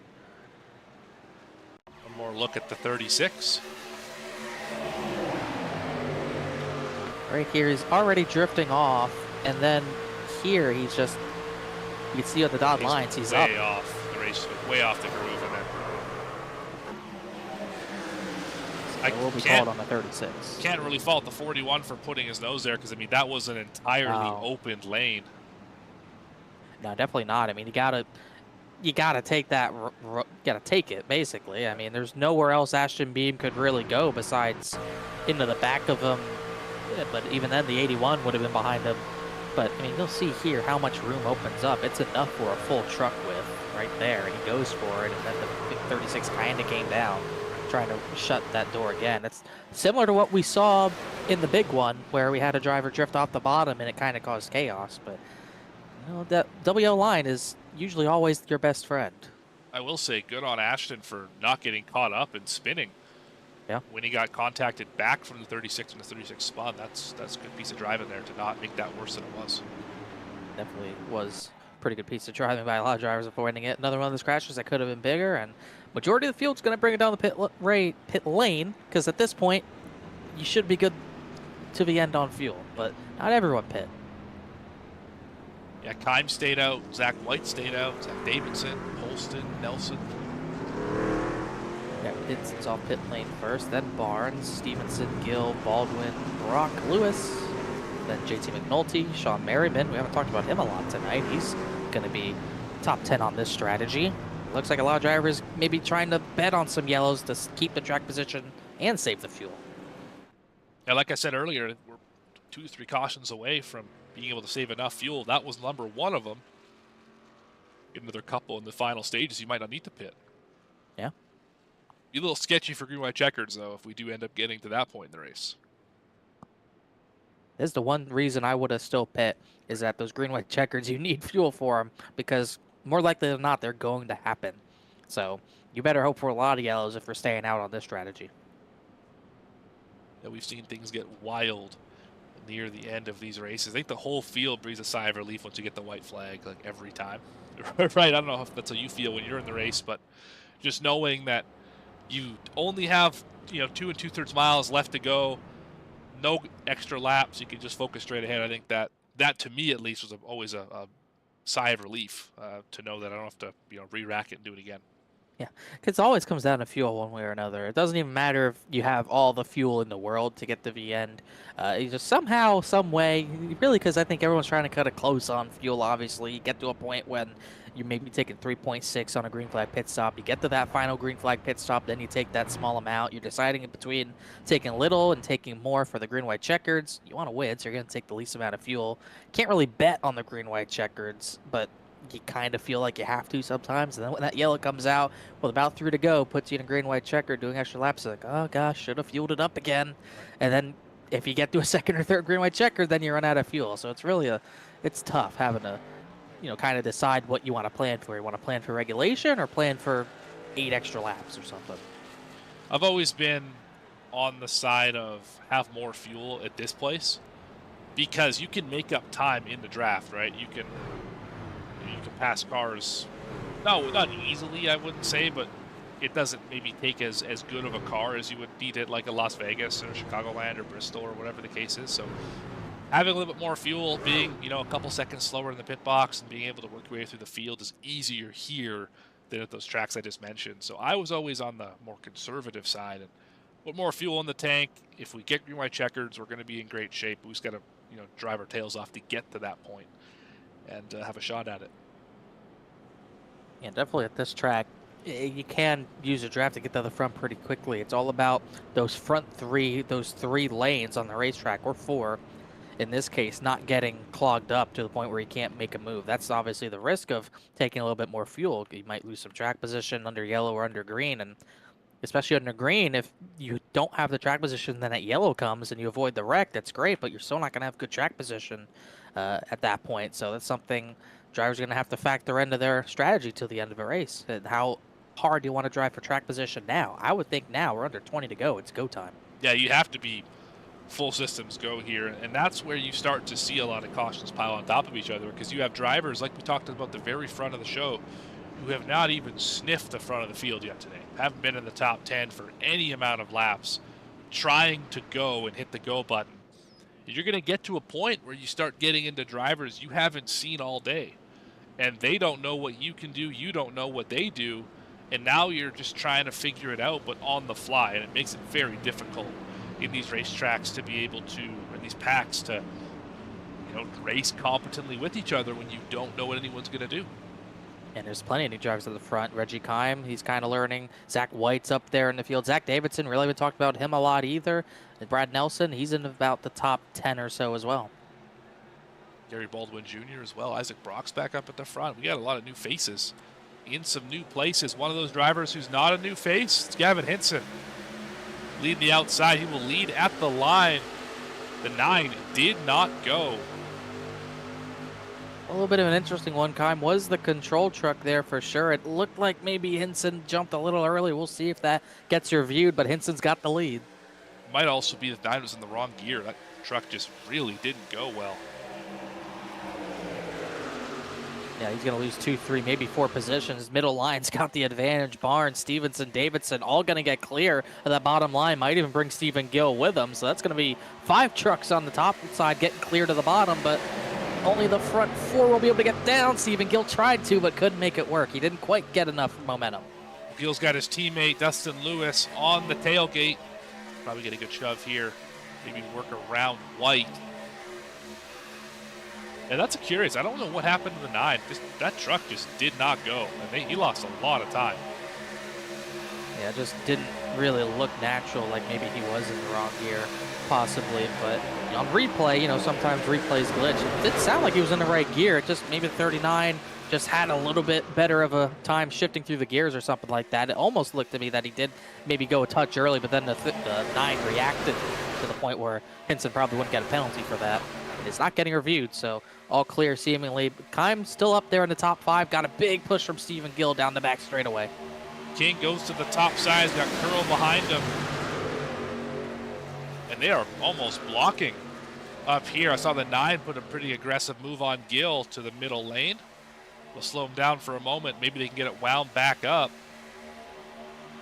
They lost 2, now 3 spots the high side has. Kind of, we saw last run with that third line, all those drivers who have run up at the front all race, making it work, where, the drivers who are in that second lane right now really haven't been able to make it work all race. Brad Nelson just got up in front of Reggie Kime. You got Gill, Lewis, Baldwin in that second lane, but there's really no cohesion in that lane right now, which is, I think, part of the reason why they're not really going forward. They have a little bit of momentum here, but it's not a lot. Nelson trying to lead the way in this lane. They are starting to move forward now. They finally got forward momentum. Needed a truck that wasn't the 9 to lead the lane. It seems like that's all they were missing. bottom, pulls away a little bit. Here comes the run off the top. This is where they really find the speed, is down the straightaway. And this should be where they have some of the biggest runs for sure through this trial, but they kind of lost that momentum, had that surge down the back straightaway and kind of lost it. They're only up to about there's a wreck 6 behind points. him. Oh! Ashton Beeman. Oh my goodness, the 21, Isaac Brock, hard collision. Looks like yellow. we will go caution free here. Look Those out, two trucks cars. are destroyed. A little surprising it's not a yellow, but definitely going to be done for the day for those drivers. And some drivers at the back of the pack going to pay the price and lose a draft from it. But like you said, that was way at the back here. They made contact there. And see if they make more. Brock Yeah. just went down. I don't really know why. And then I don't know what happened to Merriman. He just turned hard right. Yeah, that was weird. weird. You had Beam come up the track and door him in the tri-oval, and then the 21 came down. Let's get right on board with Merriman here. We'll get back to live in just a minute, but I don't know why this truck just didn't turn. That was very strange. He had some contact. Gavin Hinson continues to lead live. There's the incident. Oh, he got hooked. Oh, yeah, he got hooked. Hooked by McKern. 60, yep. Yeah, I'm not sure if that was intentional or what went down there, because there was a little bit of contact in the tri-oval. Then they got to have a tri-oval. There was really contact. That'll have to be looked at, you would think. Yeah, you're right about that. Top side has made a lane. Gary Baldwin Jr. trying to lead it. Devin Curl, not a huge fan of it, trying to get around this 26. He's right behind the teammate once again. Oh, that second line made a little bit more ground up. They were side by side with 6. Now it's 4th. Here goes Tyler Stevenson to the second lane. Going to take that push from Brad Nelson. And now the 27 and 39 kind of sitting ducks with no push, especially Gavin Hinson. Really nothing going. But that middle lane with Stevenson getting up, it kind of killed the momentum. And here comes the top side. Oh, my goodness. Whoa. Stephen Gill just had a big moment. Curl got real lucky. He wasn't further alongside. That would have been another big one. I think Gill got a bad push off the 8th. Shot up the racetrack. Almost wiped out the back part of this field. And Devin Curl got the worst of it. He lost a ton of time doing that. This pack's gotten pretty small. We only have about maybe 18, 19 lead lap cars left in this pack after that crash with Isaac Brock.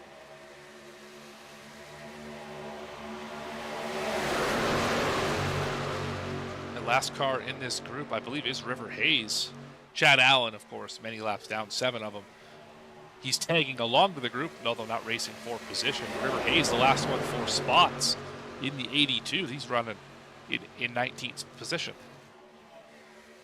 And he's trying to obviously maintain, get the points lead away. He hasn't really run at the front. He's second in points, but he really hasn't been at the front as much as maybe we'd anticipate. But you know, we talked about maybe laying low for a little bit, then going to the front near the end. This is the right time to do it, closing in on that 10 to go mark. And now it's an even 2x2 line at the front, but that third lane's coming with Zachary King getting pushed by Derek Jewett. Aggressive side draft at the front. Stephen Gill works through the middle of the racetrack. Derek Jewett makes a return to the front of the field in the 45. He's back up in the top 10 in the 10th position. Yeah, high side is trying like heck to make it work. 3 trucks nose to tail, all pushing on each other. Slowly but surely pulling back to 51 in the middle of your screen.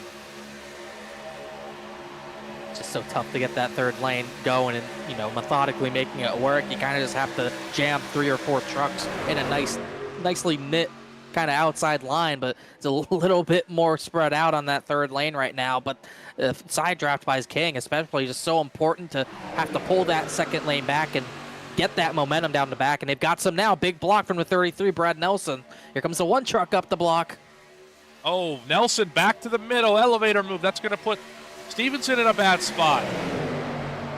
I think Nelson just needed air to the nose. He's been pushing a 1 truck for a lot of laps, but that could work. The 1 in 50 getting hooked up.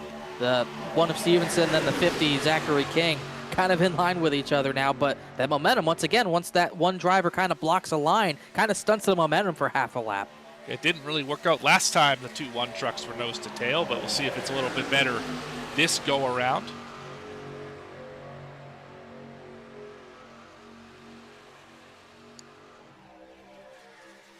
Hinson and Barnes, Waterforce teammates, they still lead. doing a good job. All that jockeying is in the outside 2 lanes, and these two have been able to kind of just push and shove one another to stay ahead of those top 2 lanes. Even Zach Davidson's done a good job staying in line as well with those 3 trucks at the front of this field. But, you know, you'd think at some point one of those 3 drivers are going to try to get up, try to win the race themselves possibly, or at least either Christian Barnes or maybe Davidson, maybe even Zach White if he got clear at some point. Do you get that opportunity to get clear? That's really what all these drivers are fighting for. And remember, some of these guys still can't make it on fuel. They're still trying to fight the fuel number. Reggie Kime, one of those. Yeah, that's going to be tough for him. He is not quite where he needs to be if he wants to save that fuel at this point. I would think you'd want to be near the back of the field, but he's up here pushing as hard as he can in the second lane. So if he's short on fuel, he's going to get much shorter the longer we go. And as far as those drivers on the inside line, it's the worst part about the end of a super speedway race when you have nowhere to go. Zach White, Adam Holston, you got JT McNulty down there. There's just nowhere for them to go. I wouldn't be too worried if I was the front 2 in that group. But the 01, Davidson, that's another driver who probably short on fuel. So is Nelson in the middle lane. So front 2 in the middle lane, 3rd car on the bottom, likely not going to make it on fuel. And here come the ones again on the high side. Big move, middle lane, finally got the surge. Brad Nelson got the lead, but he's way too far out of those front 2 lines, those bottom 2 lines. It's going to be a big run for Tyler Stevenson into turn number 1, and Nelson still has no help. Kime tried to fit in front of Hinson, clearly not going to make that one work. Hinson finally gets back. I was wondering if Hinson would go to the middle, chose not to. Here comes the move. Zachary King went to the middle, but he's got no help. Jewett's going to stay. They're going to go 4 wide for the lead. They push Stevenson out of line. Wrecking behind him. There goes the 01. Whoa, they're almost wrecking at the front, too. Derek Jewett had a slide. Oh, they saved it, but the wreck was at the back. Adam Holston, Caleb Hunt, Dustin Lewis. Wow. Sorry, I saw them wreck at the back, then I saw Jewett get turned into turn 3. That was really close to being 2 separate big ones. I would say business picked up. I would say so. Watch the 8 middle of your screen. Black truck, white number. That's where this all started. Dustin Lewis pushing his teammate, the fill-in driver, Stephen Gill. Time right there, tried to come down in front of Gavin Hinson, and then everyone starts making moves for the front. This is when business really picked up. You got Stevenson at the front, that's Zachary King pushing him, and then King, I don't know if he wanted to push him or he just got too hot, he had to go for it. But then the 45 sees a gap and says, heck, I'm going to go for it. He goes about 5th the first, and then the middle line just stacked up from all that, and it got all the way back to Lewis and Davidson. River Hayes did a good job avoiding it, but yeah, there's really nothing that the 8 could have done different. He's kind of got pushed around. Meatball flag, though, for the 8. He got hit hard. We'll see. I don't know if he has that fast repair from that big one. I would assume not. He has used it already, yes. He's likely to be out of this race, almost certainly. I thought the wreck was going to be at the front after the initial wreck, because Derek Jewett came down all the way to the bottom in the 3 when the yellow had not come out. Oh, yeah, that right wasn't there. clear. Oh, boy, that was not clear. Woo. Yeah, that's driving. Oh, man. He gets the lead out of it, too. I mean, if he doesn't hold on to that, he's obviously wrecked and not leading, but he got the lead. He went 4 wide, and he almost paid the price, but he's got the lead at probably the best time. Yeah, well, let's maybe chat with the owner of Dam Motorsports, Derek Jewett. If he doesn't hit pit road here. Yeah, we should see some drivers. You would think some might peel off here. King He is not one of them. Let's go chat with Zachary Derek Jewett. King.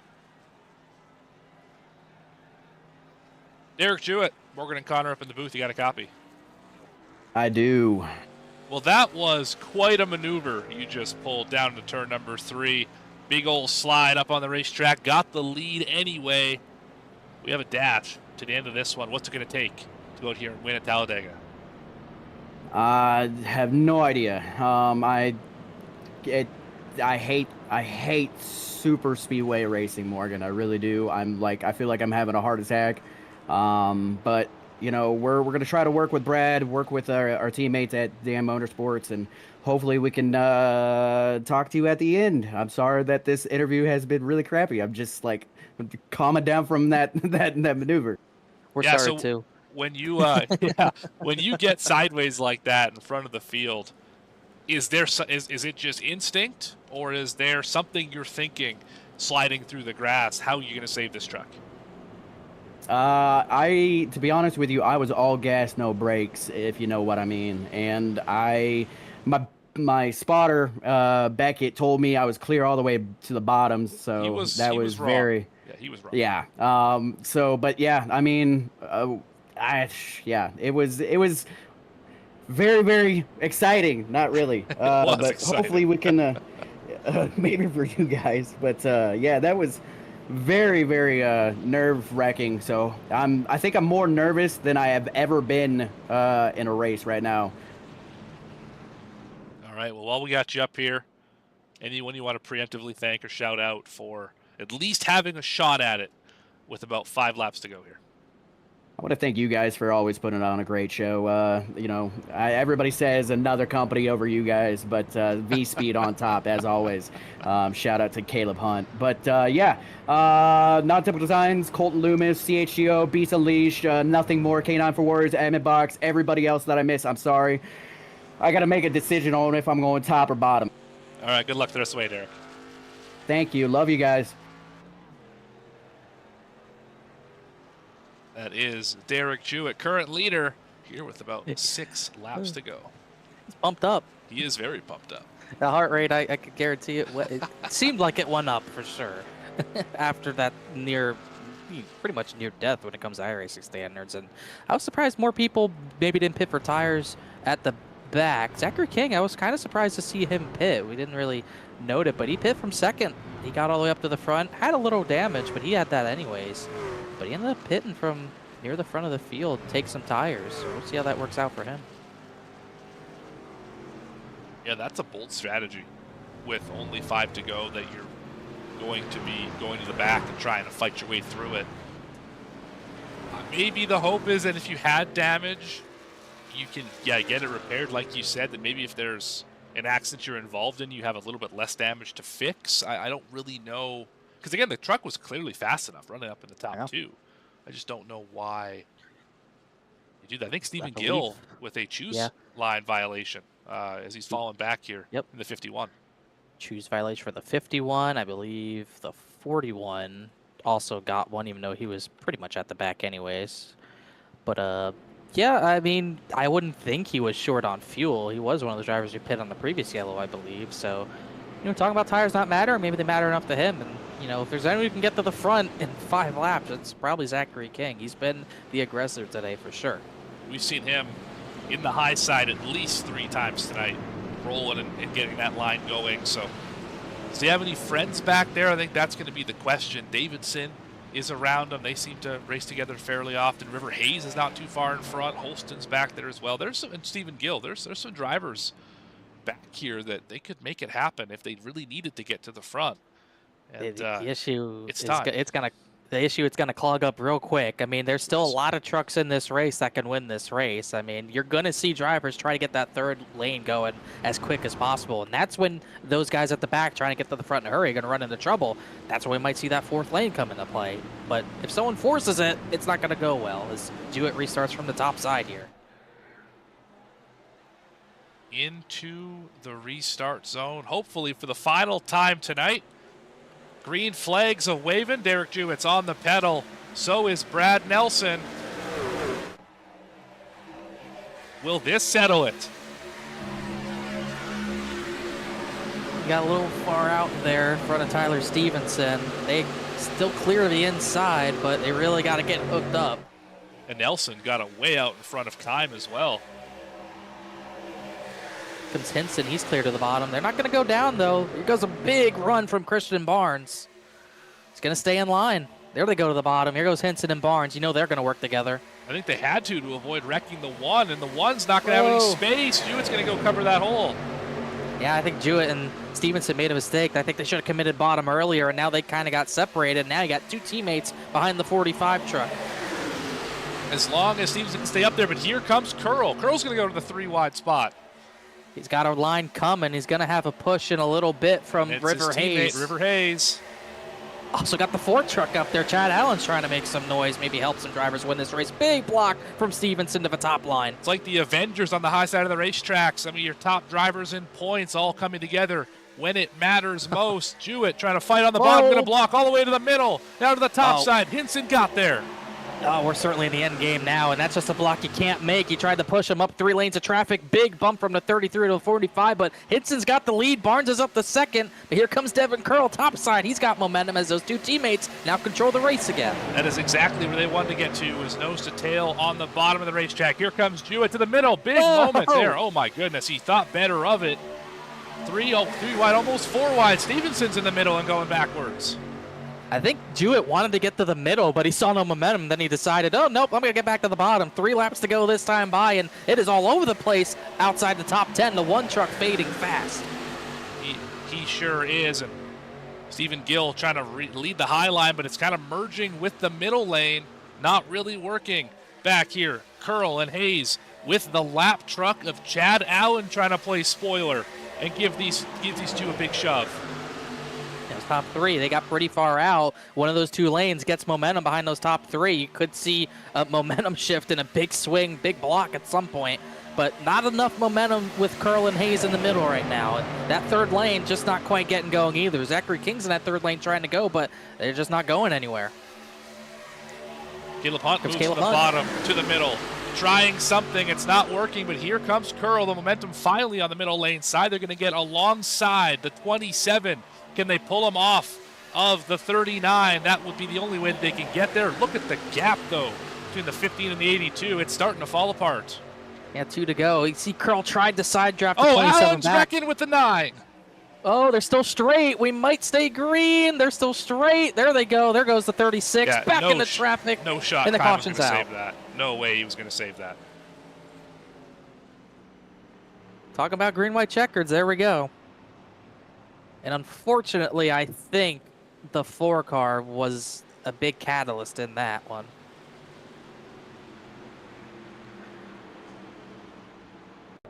We will find out. Yeah, absolutely. I don't know why this happened in the first place. Can't believe they barely almost saved it. I mean, 36 actually got turned. And then the 9 slapped the wall, somehow never spun himself. But, you know, Force trying to help, but it's always a tough pill to swallow when a driver, when you're coming to the white flag next time by, it's a tough pill to swallow when a driver 7 laps down turns you. Yeah, this was a weird incident too, because there's a lot of room up against that wall for Kime. He just doesn't use it. 4's up the racetrack for sure, but I mean, there's room. Both those guys have spots to give. Yeah, the 9, I mean, he could have been higher, but I think the 4 had plenty of room to stay middle, and he just didn't. Right. Issue behind these guys as well. Joey Beam had a moment too. Back in this see if that was 3 and 4 wide battle. Zachary King. I don't think Zachary King was in this. That 3rd lane just wasn't going. King goes 4 wide. So we got 4x4 kind of here. They might have just ended up wrecking anyway separately. Yeah, there's not enough room here. Yeah, King got a big part of that. Yeah, he'll probably have to pit for some damage repair being at the way back anyways, but that's why I was confused. If he wasn't short on fuel, I was just very confused why he pit. He just had nowhere to go at that point. And now, you know, coming to green, white checkered, you're really going to have nowhere to go. You got what you got here. If it's drivable, you got to keep it on the racetrack. There's just no way you can be pitting here because the track position, we saw King, you know, 5 laps ago, be at the back of the field. And where was he in that shot at the caution? Last row, right? He didn't go anywhere. He didn't go forward at all. No. So you have to, like, you can pass if you can find the right lane, but when you start going 3 wide, there is simply nowhere to pass. You just have to be up at the front, the track position. Yeah, especially when you don't have like unlimited green white checkers either to, you know, fall back on in case you avoid a wreck, something like that. Not sure how many attempts we're gonna get. I only see the 1. We'll see if there's more, obviously. But we'll see if anyone peels down at the front the pit. This obviously puts Reggie Kime in a bad spot, even if he hadn't gotten in the wreck. He'll obviously pit for repair. So everyone top 17 will stay out. Then Zachary King, Daytona Cross, they pit. Yeah, Brad Nelson's in a weird spot. You mentioned on fuel. So is Zach White. These guys are getting to the point where if they get another green white checker, they might be in a lot of trouble here. Front group, they So Hinton, Barnes, and Jewett, they should be good for at least 2 green-white checkers, if my math's correct, which it rarely is up here, but that's my guess anyway. Obviously the choose is going to be important. You got Henson and Barnes now controlling this field. They could choose to both pick the same lane. They could choose to have Gavin Henson go from the top to the bottom to get in front of Barnes and time it that way. It's just a matter of not letting Derek Jewett or Brad Nelson in between them. And that's the thing, is that Nelson and Jewett are working together as well. So I feel like it's going to be Water Force Racing and Dam Racing against each other here. One will take outside, one will take inside.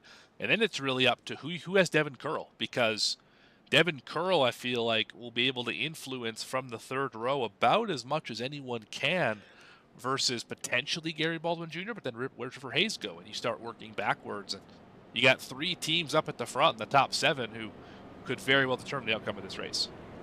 Yeah, you definitely got Hayes and Curl who are going to try to get together, but it's going to be hard to generate a run from anywhere outside the top, I would say, 4 rows. I'd say if you're not in the top 4 rows, you're kind of hoping for a crash. It's going to be really hard to get to the front from there, anywhere behind 7th and 8th place. Another driver to keep your eye on. You just mentioned him, actually, Caleb Hunt. Yeah. I know for a fact, because I was on the receiving end, this guy can push. When it comes down to the last lap, he can lock on as well as anyone. I would watch this 19 to make a little bit of noise here as we get down to pay window opening time. He pushed me to a win last season in the full-length Cup race Daytona in the summer. So we went from, I think, 4th and 5th to the lead in about a lap. So he definitely knows how to get it done here on these super speedways. You'll pretty much have at least one more shot to get it done as well. And once again, I'm not sure which, he's a great pusher. He's got to find someone to push. Not sure he would have had Isaac Brock, but Isaac Brock, I believe, out of this race after the crash that did not bring out a yellow. Zach Davidson, I believe, is still in this race somewhere. Maybe not. No, he is up there. He's a little further up the road. He's actually going to be starting 8th. He picked the inside line, and a lot of drivers picked the outside line there. He's going to go from 8th to about 5th. So you had Curl, Baldwin, Hayes, all pick the outside. Yeah, I think Baldwin is just going to follow the 15 wherever the 15 goes. That was really crazy. You had the front 2 take the inside, Barnes and Hinson, and then from Jewett all the way back to River Hayes, they all picked the top. Yeah. And I really think that, like we said earlier, it's going to be Water Force on the bottom. You get Dam on the top, and then the 15 of Curl has got Hayes 2 cars behind him. If somehow they can get Gary Baldwin Jr. out of the way, or maybe Baldwin Jr. will work with them, you could have 5 cars against 2 on the bottom working together in alliance for at least a moment or 2. And then from there, it's all bets are off. And I'm curious. And you mentioned Davidson now has Hunt right behind him again, the pusher I was just talking about. That could be good news for the 01. Now, this is going to shape up to be definitely an interesting finish. This could go a long way to, this choose could go a long way to determining who wins this race. I think it definitely will for sure. And I think those drivers on the outside, we'll see if it works for, we talked about it. You do not want to be pinned on the bottom of the racetrack with no chance to win the race. And I think all those drivers who picked the outside part of the racetrack, kind of thought about that when they made that move. Obviously, it was 0-1 of Davidson. He had to go, either he could restart about 13th or 14th, or he could go back up to 5th. I mean, he might be pinned to the bottom, but you got to take all that track position when it's that big of a swing. But all those guys, all the way back to River Hayes, who gave up a lot of track position to start on the outside, they did not want to be trapped on the bottom, and they'll have a shot to win it if they could just get the right push. But gonna be hard to beat Hinson and Barnes. They've been great. They have been fantastic all day. It's going to come down to this restart. Do you wait until the end of the zone? Do you launch early? End of the zone it is. He's going to wait for his teammate. The 27 is going to start the race. Dam did exactly the same thing. Even into turn 1. Yeah, did not work out for Barnes and Hinson. That top lane got the advantage, and 45 is going to get clear. But the problem with that, he's not going to be able to bring Brad Nelson. So if those 2 get clear, he's going to be pretty much on his own. But now with Nelson leading the top lane, all Jewett has to do is focus on the driver right behind him, and they're going to peak middle. They got it. Nothing that Jewett could do about it. Yeah, I think he probably should have stayed with Brad Nelson, and he just left himself as a sitting duck for those 2. Had to try it, though. That was the move that looked the best in the moment, but here comes momentum. Back to the bottom. Curl's going to go to the top. Baldwin's going to block Hayes a little further back. Crossover. Hayes got around him. Going to make it to the white flag. Devin Curl's got no help on that third lane, and they're still just about even for the lead coming to the white flag. White flag. This is going to make it official. 2 2/3 miles until we get the checkered flag, and it could be any one of these 20 trucks in the field. They're wrecking at the back of the pack, but everyone else is going to keep it straight. Yeah, McNulty's going to wreck about 5-6 trucks at the way back, but right now he got 2 teammates leading both lanes. Nowhere for Brad Nelson to go besides push to 27. Momentum's coming on the high side. Does anyone go with them? It doesn't look like it. Hinson on the bottom. You've got Barnes in the middle. They're trying to control the lanes. Oh, another crash. There goes a 77. White and Baldwin are involved. Now it's 3 versus 3 versus 3. Where does the 79 go in the 48? That might determine the winner of this race. The 27 of Barnes easily going to get ahead. 4 wide. Where does Nelson do? Here we go. It's a 2-car race. Barnes, Nelson, and Barnes is going to win it. Oh, goodness. Harold Tucker upside down. Christian Barnes turning into Mr. Restrictor play. It's going to win in Talladega. Wow, I really thought Brad Nelson was going to be able to side draft him and get the win. He just didn't come down to the right rear quarter panel, and that was all Christian Barnes needed. You mentioned the 79 up in the air. We'll catch up with the 27 in a moment. Yeah, that's not how it's supposed to be. Just short. Look how close he came to finishing the race too. Just needed one of those trucks who wrecked to push him, and none of them did. Yeah, that's frustrating right there. Quick replay at what happened to the 79. Didn't see. Here's the 4 wide. Yeah, Curl got turned. Ran out of room. As simple as that, and yeah, just oh wow. That's a new one. I haven't quite seen the binding effect. Yeah, that's a weird one for sure. Oh, Hinson and Jewett black flagged at the finish. 22nd, 23rd to finish the race. Wonder if that's because they went down pit road. I would think that would get cleared post race. I think that's just from spinning through pit road. We'll look at it one more time here. 45 wrecked in the pit road. I think Devin Curl did. Gosh, that's 39 did for sure. So the 19, 45 as well. Yeah, they all did go down pit road. But regardless, it's Christian Barnes. Yeah, that was a really wild finish. I really thought Brad Nelson had it. He just didn't quite get the side draft right. And Christian Barnes, he and his teammate, 39 didn't quite make it, but 27 had just enough. Just enough. He's right. Christian Barnes going to be your winner. 2nd time this season.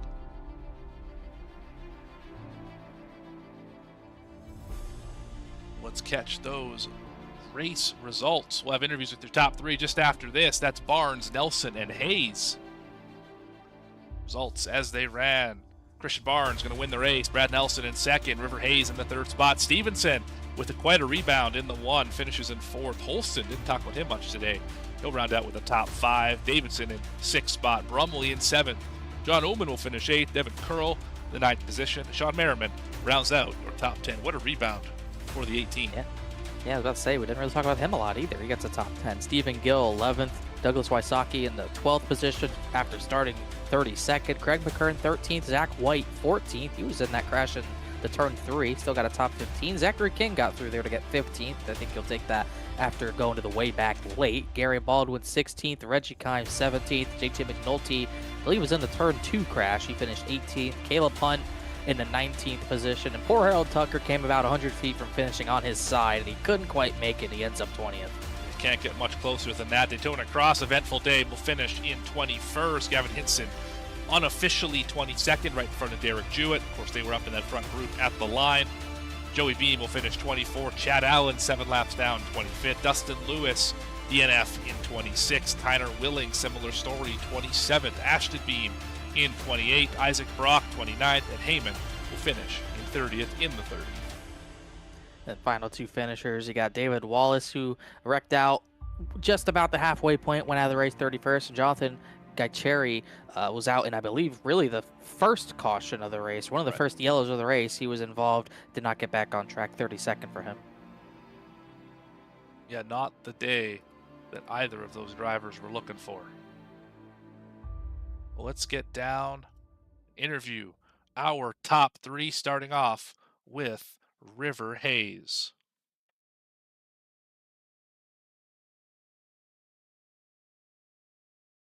River Hayes, Morgan and Connor up in the booth. You got a copy? Yes, sir, I do.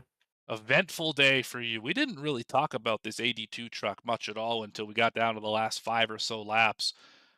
I mean, how difficult was it out here just to be able to put laps together and be out of harm's way? Yeah, there was a early caution that I got involved in that I kind of just slow spun to the infield and I got dinged a little bit and I accidentally used my fast repair. So I had what I had there. I got hit once in the rear end and it gave me damage I couldn't fix. And then I was just kind of riding it from then, trying to just finish. And yeah, so on the white flag there, I was thinking, okay, we're set up pretty good. I got a massive run, and I was trying to get to Carl, obviously, get him to the front, and I caught the wall off too, and it killed my momentum. And I was like, oh, well, here we go. This is just what it's going to be. And I was pushing him, and coming through the tri-oval, I seen him get clipped. I didn't know they were 4 wide either. He was telling me that they were 4 wide. I had no clue. But the seas parted, everybody left, and I was just there in third. So, yeah. You know, sometimes it works out, but yeah, you really spent most of the race at the back of the field, hanging out in that second group for a while, and then just kind of in the back 10 of the pack for most of the day. You mentioned the fast repair. Was that the only reason behind that strategy, or is that something you typically do at these kind of racetracks? Uh, yeah, I knew I was damaged. I feel like I wasn't hurt that bad, but I felt like I was a little slow if I didn't have somebody behind me. Um, so I was thinking there with like 20 to go, I was like, you know what, I'm gonna try to go. And then it was just too dicey. I was getting up on the high side trying to make something happen, and it just wasn't happening. So I just backed out of it. And lucky enough, I did because they wrecked again. And I came down and got fresh tires with 5 to go. Just tried to make something of it the best I could. And yeah, I think that was the best case scenario for the 82 truck tonight. Oh, it worked out. Another podium finish. That should help with the points. Obviously, Curl, involved in the accident, only finishes in 9th, so it's not a bad day for it or anything for the 15, but that should get that points gap a little bit closer. Season-long championship, you versus your teammate. Who do you like the rest of the way? I Put you on don't. the spot here. Yeah, I couldn't even tell you, man. I got to look at the schedule. I think at mile and a halfs, I got him beat, but at the short tracks, he's obviously got me beat. I'm a short track guy, but he's even more of a short track guy. So it's always me or him. But luckily enough, he wrecked himself last week, and I dominated the race. You sure did. But we'll figure something out. I think it's going to come down to the wire between us two. That's for sure. Awesome. Well, good luck the rest of the way. And while we got you up here, who do you want to thank? Who do you want to shout out for third place here in Talladega? Yeah, I want to thank Smith's Race Development and Ryan Pelfrey and obviously my teammate Carl. We worked really well tonight, and thank you guys for putting on a good show. You bet. Thanks for your time, River. That's River Hayes. Going to finish third here tonight. Thank you, guys. Move up one spot up the podium. That's going to be Brad Nelson. Connor is standing by. I do have Brad Nelson, and it just needed maybe another 500 more feet, possibly. And what, Brad, you're so close. It can't end up being 400ths of a second. What more did you need to take that victory at the line? Yeah, it was great racing, really. I just wanted a great finish, really. I got all the way up there and wanted to finish good. Shout out to my teammate Harold for the shot down the backstretch. He really kept me in the race. And then, yeah, just hard racing, pushing Christian, just trying to get him up there so I could get by him, but just run out of time. Just ran out of time, ran out of space to the start finish line. Really crazy race for you. You got to the front pretty late in the event and obviously had a lot of incidents in the middle portion of that race. Just take us through how tough it was to keep your nose clean and at least have the one more fast repair in your back pocket to get through some of those crashes, especially the huge one. It wasn't even just a big one, it was a huge one. Just take us through how important it was to just stay in the game and avoid everything. Yeah, I mean, luckily I never really got a ton of damage. I was involved in a lot of wrecks, but I never had over a minute and a half damage out of all of them put together. So, but like I said, it was a good race, and I tried to run back early, and that wasn't working. I just feel like the best spot to be is up near the front. So, try to get my way up there, and then, you know, hang on to it. Well, certainly hung on to it pretty good there, especially after they wrecked behind you coming to the finish line. I believe you're now one of 4 drivers who have finished in the top 10 5 times out of 7 races, which is a season high with all 4 drivers, including you. So you're talking about how you didn't want to get in a crash and want to get a good finish. How important is that going to be heading towards a chase further down the line this season? It's going to be real important. I'm not very good at drafting tracks. I'm terrible at qualifying at them, and I always start in the back. So hopefully Lady Luck's turning around for me on these, and I can continue to do good on them and keep getting good finishes.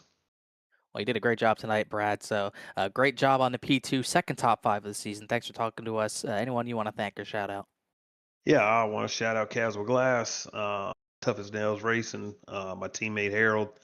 Like I said, he kept me in the race tonight with a good shot down the back stretch, and then um, Mystic for putting this on, and then you guys in the booth, you always do a good job too. So I appreciate y'all, and look forward to finishing in the front a little later on. Not quite a win, but a very good finish, Brad. Thanks for talking to us, and maybe we'll see you next week on the dirt. Appreciate it. Yes, sir. Now, top step of the podium, find ourselves in Sofa News victory lane with Christian Barnes. Would have had Christian. There's Christian Barnes. Morgan and Connor up in the booth. You got a copy, Christian? Yes, I do. Well, winner here at Talladega. You were around the front for a lot of the race here today. Let's talk about the final restart. You lined up with Gavin on the bottom of the racetrack. Quickly, though, Jewett was able to get in front of you two. At that point in time, what are you thinking? How do you end up from third to getting the win a lap and a half later? Yeah, I knew that or we kind of just, I guess, messed up the restart a little bit. I kind of called for us to go late, and they were able to kind of time it perfectly. And once you're side by side going into 1 and 2, the outside usually has the upper hand. So once the 45 got clear, me and the Gavin were able to kind of shove him out front, and the moment that both of us got clear, we knew we were going to take it immediately. And we both were able to take it, get clear, get back clear of the but unfortunately, on the final lap, I told him to go low, and because I was kind of hoping to push him to the win, but I knew that the outside would get a run on us, so I wanted to be the one to block the outside, kind of keep it me and him basically going for the win. And instead of him getting the run, unfortunately, I was the one that got the push and got it clear. And sadly, he got wrecked. So I kind of put that on me. I'm happy to win, but I just hate it for him because I think he was probably the dominant truck tonight. So Yeah, definitely one of the ones up at the top. And as a team, because it's the two of you up here, how do you determine which one of you gets the glory, which one of you ends up being the pusher? Or do you just try and make it so that it's a heads-up race to the finish where you're each controlling the lane? But how do you two work out who gets what in that situation? yeah, usually it's just the guy that's behind. His job is basically just push. Push us clear, get us out front, and just don't look back. And that was kind of my job, was to push him to the win. And unfortunately, just made the wrong decision for him to go low, and I was the one that got the shove. You did. And then coming to the checker through the trial, though, obviously the 4 wide accident with Gavin that you mentioned. Yeah, Brad Nelson hang on your right rear. Was there a concern that he was going to get that side draft enough to pull and get around you, or were you thinking, okay, we got this thing locked and win number 2 on the season? Yeah, for a split second, I thought that he was going to have the run on me. I didn't know how many guys were taken out at back. I saw someone spun directly in front of Gavin, so I knew that took out, most of the field there, but I didn't know if somebody was directly behind Brad still. So, luckily I just had just a slight away from him because I thought that he got to my quarter panel, but I was able to kind of pull low and get away from him for that split second, and it was just enough to get away from him. Just enough indeed. You won by 0.04 of a second, which they don't ask how, they ask how many. And this, again, being win number 2 on the season. For you, Christian, what can we look forward to here for the rest of the season? And who do you want to thank and shout out for the win here tonight? Yeah, I think I've had plenty of races kind of get away from me. I feel like I should have at least another win or two. So hopefully more wins. Just want to keep racking them up and keep gaining points before the chase. And I want to thank, Waterforce Racing, all those guys, especially Gavin Henson, especially when he makes my paint schemes. And yeah, that's about it. Awesome. Thanks for your time, Christian. Congratulations on the win Thank you here at very much. Talladega. I appreciate it. That's your winner tonight. Joining us from Sofa News Victory Lane, Christian Barnes.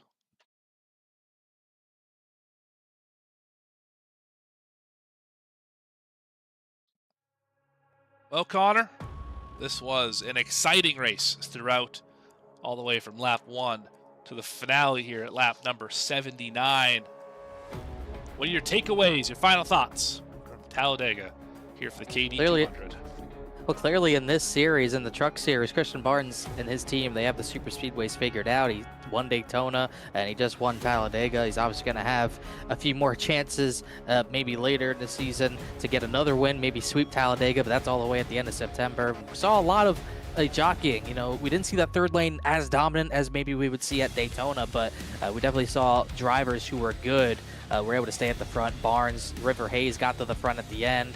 Devin Curls at the front at the end as well, just couldn't quite make it work. But some of those guys, Zachary King, he couldn't stay up there. We saw Caleb Hunt wreck out late. Gavin Henson ended up finishing pretty poorly. And, but at the end of the day, Christian Barnes and Gavin Henson, they worked so well together. And, they definitely deserve the win, especially Christian Barnes, who he was spun on pit road at one point. And then when he got to the front, he just stayed there. It was really good stuff. And pretty solid race with a pretty solid finish. I hope Brad Nelson maybe next time will side draft, and we could have had a real crazy finish, door banging to the end, but it was still a great run for Nelson and a great win for Barnes to sweep the first 2 super speedways of the season. And did everything right here tonight. We'll end up in victory lane, and we look ahead. Next time out, Eldora on the dirt. Can't ask for much more chaotic race than that. That is where I made my debut in this series last year in the booth, so nice to have a little anniversary there at Eldora. Bristol after that. Milwaukee and Kentucky will round out the month of April and March, I should say. But it's going to be fun for the rest of the season. For everyone at V-Speed who makes this thing possible, for Downtown Auto Sales and Pest Busters for sponsoring this truck series, for Mystic Racing League and all their admins for allowing us to be a part of this, everyone at V-Speed who makes this possible, and Katie for coming on and sponsoring the KD 200 here at Talladega. Dougie Beard for the cameras, Connor Horn for joining me for color commentary. I've been Morgan Cook. Have a good night. See you next time, right here on V-Speed.